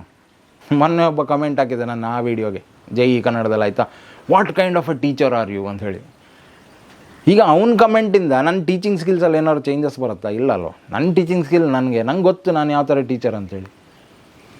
ಹಾಗೆ ಯಾರೋ ಒಬ್ರು ಕಮೆಂಟ್ ಮಾಡಿದ್ದಾರೆ ಅಂಥೇಳಿ ಇವತ್ತು ಎಲ್ಲ ಮೈ ಮೇಲೆ ಹಾಕ್ಕೊಂಡು, ಅಯ್ಯೋ ದೇವರೇ. ಅದು ಬಿಡಿ, ಅದ್ರ ಬಗ್ಗೆ ನಾನು ಜಾಸ್ತಿ ಮಾತಾಡೋಲ್ಲ, ಗೊತ್ತಿದೆ. ಯಾಕಂದರೆ ಇದು ಹಾಟ್ ಕಾಂಟ್ರವರ್ಸಿ ಆಯಿತಾ. ನಾವು ಏನೇ ಹೇಳೋಕ್ಕೆ ಹೋದರೂ ಲಾಸ್ಟಿಗೆ ಒಂದಿಷ್ಟು ಜನ ಅಟ್ಯಾಕ್ ಮಾಡ್ತಾರೆ ಆಯಿತಾ. ನೀವು ಆ್ಯಂಟಿ ನ್ಯಾಷನಲ್ಲು, ನೀವು ಅದು ಇದು ಬಿಡಿ. ನಮ್ಗೆ ಗೊತ್ತಿದೆಯಲ್ಲ ನಾವು ಯಾವ ಥರ ನ್ಯಾಷನಾಲಿಟಿ ಫಾಲೋ ಮಾಡ್ತೀವಿ, ಗೊತ್ತಿದೆ ನಮಗೆ. ಅದ್ರ ಬಗ್ಗೆ ಯಾರೂ ಸರ್ಟಿಫಿಕೇಟ್ ಕೊಡಬೇಕಂತಿಲ್ಲ. ಅಥವಾ ನಿಮ್ಮ ಕಮೆಂಟಿಂದ ನೀವು ನನಗೆ ಜೈಕಾರ ಹಾಕಿದ್ರು ನಂಗೆ ಡಿಫ್ರೆನ್ಸ್ ಆಗೋಲ್ಲ, ನೀವು ನನಗೆ ಆ್ಯಂಟಿ ನ್ಯಾಷನಲ್ ಅಂದರೂ ನಂಗೆ ಡಿಫ್ರೆನ್ಸ್ ಆಗೋಲ್ಲ. I am deaf to these things, ಆಯಿತಾ. ನನ್ನ ಕಿವಿಯನ್ನು ಬಂದ್ ಮಾಡ್ಕೊಂಡಿದ್ದೀನಿ, ನಿಮ್ಮ ಈ ಗಾಳಕ್ಕೆ ನಾನು ಬೀಳಲ್ಲ, ಆಯಿತಾ. ಬಟ್ ಇದು ರಿಯಾಲಿಟಿ ನಾನು ಮಾತಾಡ್ತಾ ಇದ್ದೀನಿ. ಇನ್ನು ಫೀ ಸ್ಟ್ರಕ್ಚರಿಗೆ ಬರೋಣ. ಫೀ ಸ್ಟ್ರಕ್ಚರಲ್ಲಿ ಇವತ್ತು ಒಂದೊಂದು ಕೋರ್ಸ್ಗಳ ಫೀ ಇದೆಯಲ್ಲ, ಎಸ್ಪೆಷಲಿ ಮೆಡಿಕಲ್, ಗೌರ್ಮೆಂಟ್ ಕಾಲೇಜ್ ಸಿಕ್ಕಿದ್ರೆ ಓಕೆ, ಗೌರ್ಮೆಂಟ್ ಕಾಲೇಜ್ ಸಿಕ್ಕಿದ್ರೆ ಆಯಿತಾ. ಎಲ್ಲಾದರೂ ಪ್ರೈವೇಟ್ ಕಾಲೇಜಲ್ಲಿ ನೀವು ಸಿಕ್ಕಿಬಿದ್ರಿ ಅಥವಾ ಪೇಮೆಂಟ್ ಸೀಟ್ ಕೊಡುವಂಥ ಪರಿಸ್ಥಿತಿ ಬಂತು ಅಂದರೆ ಒಂದು ಕಾಮನ್ ಮ್ಯಾನಿಗೆ ಥಿಂಕ್ ಮಾಡೋಕ್ಕಾಗಲ್ಲ, ಆಯಿತಾ. ಎಲ್ಲ 7 ಡಿಜಿಟ್ 8 ಡಿಜಿಟಲ್ಲಿ ಇರುತ್ತೆ, ಆಯಿತಾ. ಕೋಟಿ ಸ್ಪೆಂಡ್ ಮಾಡ್ಬೇಕು ನೀವು. ಮೆಡಿಕಲ್ ಕಾಲೇಜಲ್ಲಿ, ಗೌರ್ಮೆಂಟ್ ಮೆಡಿಕಲ್ ಕಾಲೇಜಲ್ಲಿ ಸೀಟ್ ಸಿಕ್ಕರೆ ಅಡ್ಡಿಲ್ಲ. ಬಟ್ ಎಷ್ಟು ಸೀಟ್ ಇದೆ? ನೀವು ಥಿಂಕ್ ಮಾಡಿ. ಒಂದು ಗೌರ್ಮೆಂಟ್ ಕಾಲೇಜಲ್ಲಿ ನಾನು ಹೇಳ್ತೀನಿ, ಮೆಡಿಕಲ್ ಕಾಲೇಜಲ್ಲಿ ಸೀಟ್ ಸಿಗಬೇಕಾದ್ರೆ ಪರ್ಸೆಂಟೈಲ್ ಅಂತ ಕೊಡ್ತಾರೆ ಈಗ, ಆಯಿತಾ. ಪರ್ಸೆಂಟೈಲ್, ಮೊದಲೆಲ್ಲ ಪರ್ಸೆಂಟೇಜ್ ಇತ್ತು. ಪರ್ಸೆಂಟೈಲ್ ಬಗ್ಗೆ ಒಂದು ಚಿಕ್ಕ ಮಾಹಿತಿ ಕೊಡ್ತೀನಿ ನಿಮಗೆ. ನೋಡಿ, 2 ಥರ ಇದೆ, ಆಯಿತಾ. ಪರ್ಸೆಂಟೇಜ್, ಇನ್ನೊಂದು ಪರ್ಸೆಂಟೈಲ್. ಪರ್ಸೆಂಟೇಜ್ ಅಂದರೆ ನೀವು ಎಷ್ಟು ಮಾರ್ಕ್ಸ್ ಸ್ಕೋರ್ ಮಾಡಿದ್ದೀರಿ 100ರಲ್ಲಿ, ಆಯಿತಾ. 98 ಅಂದರೆ ನೀವು 98 ಮಾರ್ಕ್ಸ್ ಸ್ಕೋರ್ ಮಾಡಿದ್ದೀರಾ. ಪರ್ಸೆಂಟೈಲ್ ಆ ಥರ ಅಲ್ಲ, ಆಯಿತಾ. ಪರ್ಸೆಂಟೈಲ್ ಅಂದರೆ ನೀವು ಥಿಂಕ್ ಮಾಡಿ, ಈಗ ನಿಮ್ಮ ಕ್ಲಾಸಲ್ಲಿ 100 ಜನ ಇದ್ದಾರೆ, ಆಯಿತಾ. ನಿಮ್ಮ ಪರ್ಸೆಂಟೈಲ್ ಕ್ಯಾಲ್ಕುಲೇಟ್ ಮಾಡೋದು ಹೆಂಗಂದರೆ, ನೀವು ಎಷ್ಟನೇ ಪೊಸಿಷನಲ್ಲಿ ಇದ್ದೀರಾ ಪ್ಲಸ್ ನಿಮ್ಮ ಕೆಳಗಡೆ ಎಷ್ಟು ಜನ ಇದ್ದಾರೆ. ಫಾರ್ ಎಕ್ಸಾಂಪಲ್ಲು, ನೀವು 100ಅಲ್ಲಿ 50 ಸ್ಕೋರ್ ಮಾಡಿದಿರಿ ಅಂದ್ಕೊಳ್ಳಿ, ಆಯಿತಾ. ನಿಮ್ಮ ಮಾರ್ಕ್ಸ್ 50, ಬಟ್ ನೀವೇ ಹೈಯೆಸ್ಟು ಕ್ಲಾಸಲ್ಲಿ. ಸೊ ಈಗ ಏನಾಯಿತು, 100 ಜನರಲ್ಲಿ ನೀವು ಹೈಯೆಸ್ಟು, ನೀವು ಪ್ಲಸ್ ನಿಮ್ಮ ಕೆಳಗಡೆ ಎಷ್ಟು ಜನ ಇದ್ದಾರೆ. ಸೊ ಆಬ್ವಿಯಸ್ಲಿ ಏನಾಗುತ್ತೆ, ನಿಮ್ಮ ಕೆಳಗಡೆ ನೀವು ಪ್ಲಸ್ ನಿಮ್ಮ ಕೆಳಗಡೆ 100 ಜನ ಇದ್ದಾರೆ, ಅದನ್ನು ಟೋಟಲ್ ನಂಬರ್ ಆಫ್ ಸ್ಟೂಡೆಂಟ್ಸಿಂದ ಭಾಗಿಸಬೇಕು. ಆಮೇಲೆ ಇದಕ್ಕೆ 100ಇಂದ ಮಲ್ಟಿಪ್ಲೈ ಮಾಡಿದರೆ ಈಗ ನಿಮ್ಮ ಪರ್ಸೆಂಟೈಲ್ ಅನ್ನೋದು 100 ಆಯಿತು, ಆಯಿತಾ. 50 ಮಾರ್ಕ್ಸ್ ಸ್ಕೋರ್ ಮಾಡಿದ್ರು, ನಿಮ್ಮ ಪರ್ಸೆಂಟೈಲ್ 100. ಸಪೋಸ್ ಈಗ ಥಿಂಕ್ ಮಾಡಿ, ನೀವು 3rd ಪ್ಲೇಸಿಗೆ ಬಂದ್ರಿ, 100 ಜನರಲ್ಲಿ ನೀವು 3rd ಪ್ಲೇಸಲ್ಲಿ ಇದ್ದೀರಾ. ಸೊ ನೀವು ಪ್ಲಸ್ ನಿಮ್ಮ ಕೆಳಗಡೆ 98 ಜನ ಇದ್ದಾರೆ, 97 ಜನ. ಸೊ ನೀವು ಪ್ಲಸ್ ನಿಮ್ಮ ಕೆಳಗಡೆ 97 ಅಂದರೆ ಟೋಟಲ್ 98 ಆಯಿತು. ಬರ್ದಿರೋರು 100 ಜನ ಇಂಟು 100. ಸೊ ನಿಮ್ಮ ಪರ್ಸೆಂಟೈಲು 98 ಪರ್ಸೆಂಟೈಲ್. ಅಂದರೆ ಇಲ್ಲೇನಂದರೆ ಪರ್ಸೆಂಟೈಲ್ ಕಾನ್ಸೆಪ್ಟ್ ಅಂದರೆ ನಿಮ್ಮ ಪರ್ಫಾರ್ಮೆನ್ಸು ಯಾವ ಲೆವೆಲಿಗಿದೆ, ನಿಮ್ಮ ಕೆಳಗಡೆ ಎಷ್ಟು ಜನ ಇದೆ, ನೀವು ಎಷ್ಟು ಜನ ಬೀಟ್ ಮಾಡಿದ್ದೀರ ಅಂತೇಳಿ. ಈಗ ನಿಮ್ಮ ಪರ್ಸೆಂಟೈಲ್ 99% ಬಂತಂದರೆ ನಿಮ್ಮ ಕೆಳಗಡೆ ಇನ್ನು 99% ಜನರನ್ನು ನೀವು ಬೀಟ್ ಮಾಡಿ ನೀವು ಆ ಪ್ಲೇಸಿಗೆ ಬಂದಿದ್ದೀರಿ ಅಂತ ಅರ್ಥ. ನಿಮಗೆ ಈ ಎಂಟ್ರೆನ್ಸ್ ಎಕ್ಸಾಮ್ಸ್ ಎಲ್ಲ ಇದೆಯಲ್ವ, JEE ಇರ್ಬೋದು, ಮೆಡಿಕಲ್, ನೀಟ್ ಇರ್ಬೋದು, ಇದ್ರ ಪರ್ಸೆಂಟೈಲ್ ಅಂದರೆ 2 ಅರ್ಥ ಮಾಡ್ಕೊಳ್ಳಿ. ಈಗ ನೀಟ್ ಎಕ್ಸಾಮ್ ಕ್ಲಿಯರ್ ಆಗೋದು ಒಂದು ವಿಷಯ, ಆಯಿತಾ. You are eligible for counselling, ಅಂದರೆ ನೀವು ಕೌನ್ಸಿಲಿಂಗಿಗೆ ಹೋಗ್ಬೋದು, ಅದು ಬೇರೆ. ಸೀಟ್ ಸಿಗೋದು ಬೇರೆ. ಕೌನ್ಸಿಲಿಂಗ್ ಹೋದವರಿಗೆಲ್ಲ ಸೀಟ್ ಸಿಗೋಲ್ಲ, ಅದನ್ನು ಅರ್ಥ ಮಾಡ್ಕೊಳ್ಳಿ, ಆಯಿತಾ. ಕೌನ್ಸಿಲಿಂಗು ಈಗ ನೀವು ಎಲಿಜಿಬಲ್ ಅಂತ ಮಾಡ್ತಾರೆ, ನಿಮ್ಗೊಂದು ಮಾರ್ಕ್ಸ್ ಕೊಡ್ತಾರೆ, you are eligible for counselling. But ಅಲ್ಲಿ ಹೋದಂಥ ಸೀಟ್ ಸಿಗಬೇಕಲ್ಲ. ಆ ಸೀಟ್ ಸಿಗಬೇಕಾದ್ರೆ ಇವತ್ತು ಈ NITsಗಳು, IITsಗಳು ಹೆಂಗಂದರೆ 99 ಪರ್ಸೆಂಟೈಲನ್ನು ಎಕ್ಸ್ಪೆಕ್ಟ್ ಮಾಡ್ತಾವೆ. 99 ತಪ್ಪಿದರೆ 98.5, ಅದಕ್ಕಿಂತ ಕಡಿಮೆ ಇದ್ದರೆ ಆಯಿತು ಮನೆಗೆ ಹೋಗಿ ಅಂತೇಳಿ, ಅರ್ಥ ಆಯ್ತಾ. ಬಟ್ಟು ಎಲಿಜಿಬಿಲಿಟಿ, ಕೌನ್ಸಿಲಿಂಗ್ ಎಲಿಜಿಬಿಲಿಟಿ 50% ಜನರಿಗೆ ಕೊಡ್ತಾರೆ. ನಿಮ್ಮ ಪರ್ಸೆಂಟೈಲ್ 50 ಎಬೋ ಇದ್ದರೆ you are eligible for central counselling. So ಎಷ್ಟು ಕಷ್ಟ ಇದೆ ಒಂದು ಸೀಟ್ ಸಿಗೋಕ್ಕೆ, ಆಯಿತಾ. ಏನು ಮಾಡಬೇಕಿತ್ತು ಸಿಸ್ಟಮ್ ಅವರು? First of all number of students ಕಡಿಮೆ ಇರೋ ಥರ ನೋಡ್ಕೊಳ್ಬೇಕು. ಅದ್ರ ಜೊತೆಗೆ ನಂಬರ್ ಆಫ್ ಸೀಟ್ಸನ್ನು ಜಾಸ್ತಿ ಮಾಡೋಕ್ಕೆ ಟ್ರೈ ಮಾಡಬೇಕು. ಅದು ಆಗ್ತಾ ಇದೆ ಬಟ್ ಓವರ್ ದ ನೈಟ್ ಆಗಲ್ಲ ಇದು, ಆಯಿತಾ. ಒಂದು ಮೆಡಿಕಲ್ ಕಾಲೇಜು, ಒಂದು ಇಂಜಿನಿಯರಿಂಗ್ ಕಾಲೇಜ್ ಓಪನ್ ಮಾಡೋಕ್ಕೆ ಇವತ್ತು ನಾನು ರಾತ್ರಿ ಸ್ಟಾರ್ಟ್ ಮಾಡ್ತೀನಿ, ಮನೆ ಕಟ್ದಂಗೆ ಅಲ್ಲ ಅದು, ಆಯಿತಾ. ಒಂದು ಇಂಜಿನಿಯರಿಂಗ್ ಕಾಲೇಜಿಗೆ ಅಕ್ರಿಡಿಷನ್ ಬೇಕು, ಅದಕ್ಕೆ ಸರಿಯಾದ ಪ್ರೊಫೆಸರ್ಸ್, ಲೆಕ್ಚರರ್ಸ್ ಬೇಕು, ಲ್ಯಾಬ್ಗಳು ರೆಡಿ ಆಗಬೇಕು, ಇನ್ಸ್ಟ್ರೂಮೆಂಟ್ಸ್ಗಳು ಬೇಕು, ಡಿವೈಸಸ್ಗಳು ಬೇಕು. ಮೆಡಿಕಲ್ ಕಾಲೇಜಿಗೆ ಹೋಗಿ ನಾನು ಸುಮ್ಮನೆ ಬೋರ್ಡಲ್ಲಿ ಪಾಠ ಮಾಡ್ತೀನಿ ಅಂದರೆ ಆಗಲ್ಲ, ಆಯಿತಾ. ಒಂದು ಟ್ಯೂಷನ್ ಕ್ಲಾಸ್ ಥರ ಒಂದು 10 ಬೆಂಚ್ ಹಾಕಿ ಒಂದು ಬೋರ್ಡ್ ಇಟ್ಕೊಂಡು ಪಾಠ ಮಾಡ್ತೀನಿ ಅಂದರೆ ಆಗಲ್ಲ. ಅದಕ್ಕೆ ಟೈಮ್ ಬೇಕು, ಆಯಿತಾ. ಅದು ಆಗ್ತಾ ಇದೆ ಬಟ್ ಆ ರೇಟ್ ಇದೆಯಲ್ಲ, ನಮ್ಮ ಯಾವ ಲೆವೆಲಿಗೆ ನಮ್ಮ ಸ್ಟೂಡೆಂಟ್ಸ್ಗಳು ಜಾಸ್ತಿ ಆಗ್ತಿದ್ದಾರೆ ವರ್ಷ ಆ ರೇಟಿಗೆ ಇದು ಮ್ಯಾಚ್ ಆಗ್ತಾಯಿಲ್ಲ. ಇದು ರಿಯಲ್ ಪ್ರಾಬ್ಲಮ್. ಸೀಟ್ ಸಿಗಲ್ಲ, ಈ ಪರ್ಸೆಂಟೈಲಿಗೋಸ್ಕರ ಸ್ಟೂಡೆಂಟ್ಸ್ ಒದ್ದಾಡ್ತಾರೆ. ಇನ್ನೊಂದು ರಿಯಲ್ ಪ್ರಾಬ್ಲಮ್, ಆಯಿತಾ. ಈ ಎಕ್ಸಾಮ್ನ ಕಾಂಪ್ಲೆಕ್ಸಿಟಿ ಅರ್ಥ ಮಾಡ್ಕೊಳ್ಳಿ. ಯಾವ ಲೆವೆಲಿಗೆ ಕಾಂಪ್ಲೆಕ್ಸ್ ಇರುತ್ತಿದಂದರೆ, ನೀಟ್ ಎಕ್ಸಾಮಲ್ಲಿ 180 ಕ್ವಶನ್ ಇರುತ್ತೆ, ಆಯಿತಾ. 180 question, 45 physics, 45 chemistry, 45 botany, 45 zoology. ಈ 180 ಕ್ವಶನ್ ಸಾಲ್ವ್ ಮಾಡೋಕ್ಕೆ ಕೊಡೋ ಟೈಮು 180 ನಿಮಿಷ, ಅಂದರೆ ನಿಮಿಷಕ್ಕೊಂದು ಕ್ವಶನ್ ಸಾಲ್ವ್ ಮಾಡಬೇಕು. ಈಗ ನೀವು ಬೋರ್ಡ್ ಎಕ್ಸಾಮ್ ನೋಡಿದಿರಲ್ಲ, ಈಗ ಫಸ್ಟ್ PUC ಸೆಕೆಂಡ್ PUC ಏನು ಮಾಡ್ತಾರೆ. ಈಗ ಫಸ್ಟ್ PUCಯಲ್ಲಿ ಫಿಸಿಕ್ಸ್ ಕಲಿಸಿದ್ರು, ಅದೇನು ಫಸ್ಟ್ ಇಯರ್ ಇಡೀ ಕಲಿಸಿದ್ದಾರೆ ಅದನ್ನು ಲಾಸ್ಟ್ ಒಂದು ಫೈನಲ್ ಎಕ್ಸಾಮ್ ಮಾಡಿ ಮುಗಿಸ್ತಾರೆ. ಆಮೇಲೆ ಫಿಸಿಕ್ಸ್ ಎಕ್ಸಾಮ್ ದಿನ ಫಿಸಿಕ್ಸ್ ಕ್ವಶನ್ಸೇ ಇರುತ್ತೆ ಬಿಟ್ಟರೆ ಅದರಲ್ಲಿ ಮ್ಯಾಥ್ಸ್ ಕ್ವಶನ್ಸ್ ಇರ್ಬೋದು, ಕೆಮಿಸ್ಟ್ರಿ ಕ್ವಶನ್ಸ್ ಇರಲ್ಲ. ಅದೇ ಥರ ಸೆಕೆಂಡ್ PUCಗೆ ಅದರದ್ದೇ ಒಂದು ಸಿಲೆಬಸ್ ಇದೆ, ಇಷ್ಟು ಡಿಸೈನ್ ಮಾಡಿದ್ದಾರೆ. ಸೆಕೆಂಡ್ PUC ಎಕ್ಸಾಮ್ಸ್ಗಳು ಒಂದೊಂದು ದಿನ ಒಂದೊಂದು ಎಕ್ಸಾಮ್ ಮಧ್ಯೆನೂ ಗ್ಯಾಪ್ಸ್ ಇರುತ್ತೆ ಆಯಿತಾ, ಅಟ್ಲೀಸ್ಟ್ ಒಂದು ದಿನ ಗ್ಯಾಪ್ ಇರುತ್ತೆ. ಈ ಥರ ಎಕ್ಸಾಮ್ ಮಾಡ್ತಾರೆ. JEE ನೀಟೆಲ್ಲ ಹಾಗಲ್ಲ ಆಯಿತಾ, 2 ವರ್ಷ ಕಲಿಸಿದ್ದು, ಅದು 3 ಸಬ್ಜೆಕ್ಟ್, ಒಂದು ಸಬ್ಜೆಕ್ಟ್ ಅಲ್ಲ 3 ಸಬ್ಜೆಕ್ಟನ್ನು 3 ಗಂಟೆ ಒಳಗೆ ಸ್ಟೂಡೆಂಟ್ ಬಟ್ಟಿ ಇಳಿಸ್ಬೇಕು ಅಂದರೆ ನಾನು ಚಾಲೆಂಜ್ ಆಗ್ತೀನಿ. ಈ ಕಲಿಸ್ತಾರಲ್ವ ಕೋಚಿಂಗ್, ನನ್ನನ್ನು ಸೇರಿಸಿ ಹೇಳ್ತಾ ಇದ್ದೀನಿ ಆಯಿತಾ, ನಾವು ಕಲಿಸ್ತೀವಿ ಮಕ್ಕಳಿಗೆ ಆಯಿತಾ, ಈ ಥರ ಫಿಸಿಕ್ಸು ಕೆಮಿಸ್ಟ್ರಿ. ನಮಗೆ ಆ ಕ್ವಶನ್ ಪೇಪರ್ ಕೊಟ್ಟರೆ ಸಾಲ್ವ್ ಮಾಡೋಕ್ಕಾಗಲ್ಲ. Physics question paper physics lecturer solve ಮಾಡ್ತಾರೆ, ಬಟ್ ಅವ್ರಿಗೆ ಕೆಮಿಸ್ಟ್ರಿ ಸಾಲ್ವ್ ಮಾಡೋಕ್ಕಾಗಲ್ಲ, ಬಯಾಲಜಿ ಸಾಲ್ವ್ ಮಾಡೋಕ್ಕಾಗಲ್ಲ. ಅಥವಾ ಈ ಮ್ಯಾಥ್ಸ್, ಈಗ JEಯಲ್ಲಿ ಮ್ಯಾಥ್ಸ್ ಕೊಟ್ಟರೆ ಅವ್ರಿಗೆ ಸಾಲ್ವ್ ಮಾಡೋಕ್ಕಾಗಲ್ಲ, ಮ್ಯಾಥ್ಸ್ ಲೆಕ್ಚರ್ ಸಾಲ್ವ್ ಮಾಡ್ತಾರೆ. ಸ್ಟೂಡೆಂಟ್ಸ್ ಇದೇನು ರೀ ಇದು ಕರ್ಮ, 3 ಸಬ್ಜೆಕ್ಟು. ಅದ್ರ ಜೊತೆಗೆ ಬೋರ್ಡ್ ಎಕ್ಸಾಮಲ್ಲಿ 3 ಸಬ್ಜೆಕ್ಟ್ ಇರುತ್ತೆ, 6 ಸಬ್ಜೆಕ್ಟು, ಒಂದು 3 ಲ್ಯಾಂಗ್ವೇಜ್ಗಳು, ಇನ್ನೊಂದು ಆಪ್ಷನಲ್ ಕಂಪ್ಯೂಟರ್ ಸೈನ್ಸು, ಇಲೆಕ್ಟ್ರಾನಿಕ್ಸ್, ಇನ್ನೇನೋ ಒಂದು ಇರುತ್ತೆ ಆಯಿತಾ. ಇದು ಯಾರು ಮಾತಾಡ್ತಾರೆ ಇದ್ರ ಬಗ್ಗೆ? ಯಾಕಷ್ಟು ಲೋಡ್ ಕೊಡ್ತೀರಾ? ಅವ್ರ ಏಜ್ ಎಷ್ಟು ರೀ? ಒಂದು ನೀಟ್ ಎಕ್ಸಾಮ್ ಫಸ್ಟ್ ಅಪಿಯರ್ ಮಾಡೋರಿಗೆ 17-18 ವರ್ಷ ಇರುತ್ತೆ ಏಜ್. ಏನು ಇಷ್ಟು ಪ್ರೆಷರ್ ಯಾಕೆ ಕೊಡ್ತೀರ ಅವ್ರ ಮೇಲೆ?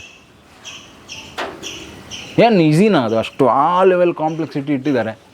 ತುಂಬ ಜನ ಕೇಳ್ಬೋದು, ಸರ್ ಕಾಂಪ್ಲೆಕ್ಸ್ ಇಲ್ದಿದ್ರೆ ಇಷ್ಟು ಕಾಂಪಿಟೇಷನ್ ಇದೆಯಲ್ಲ.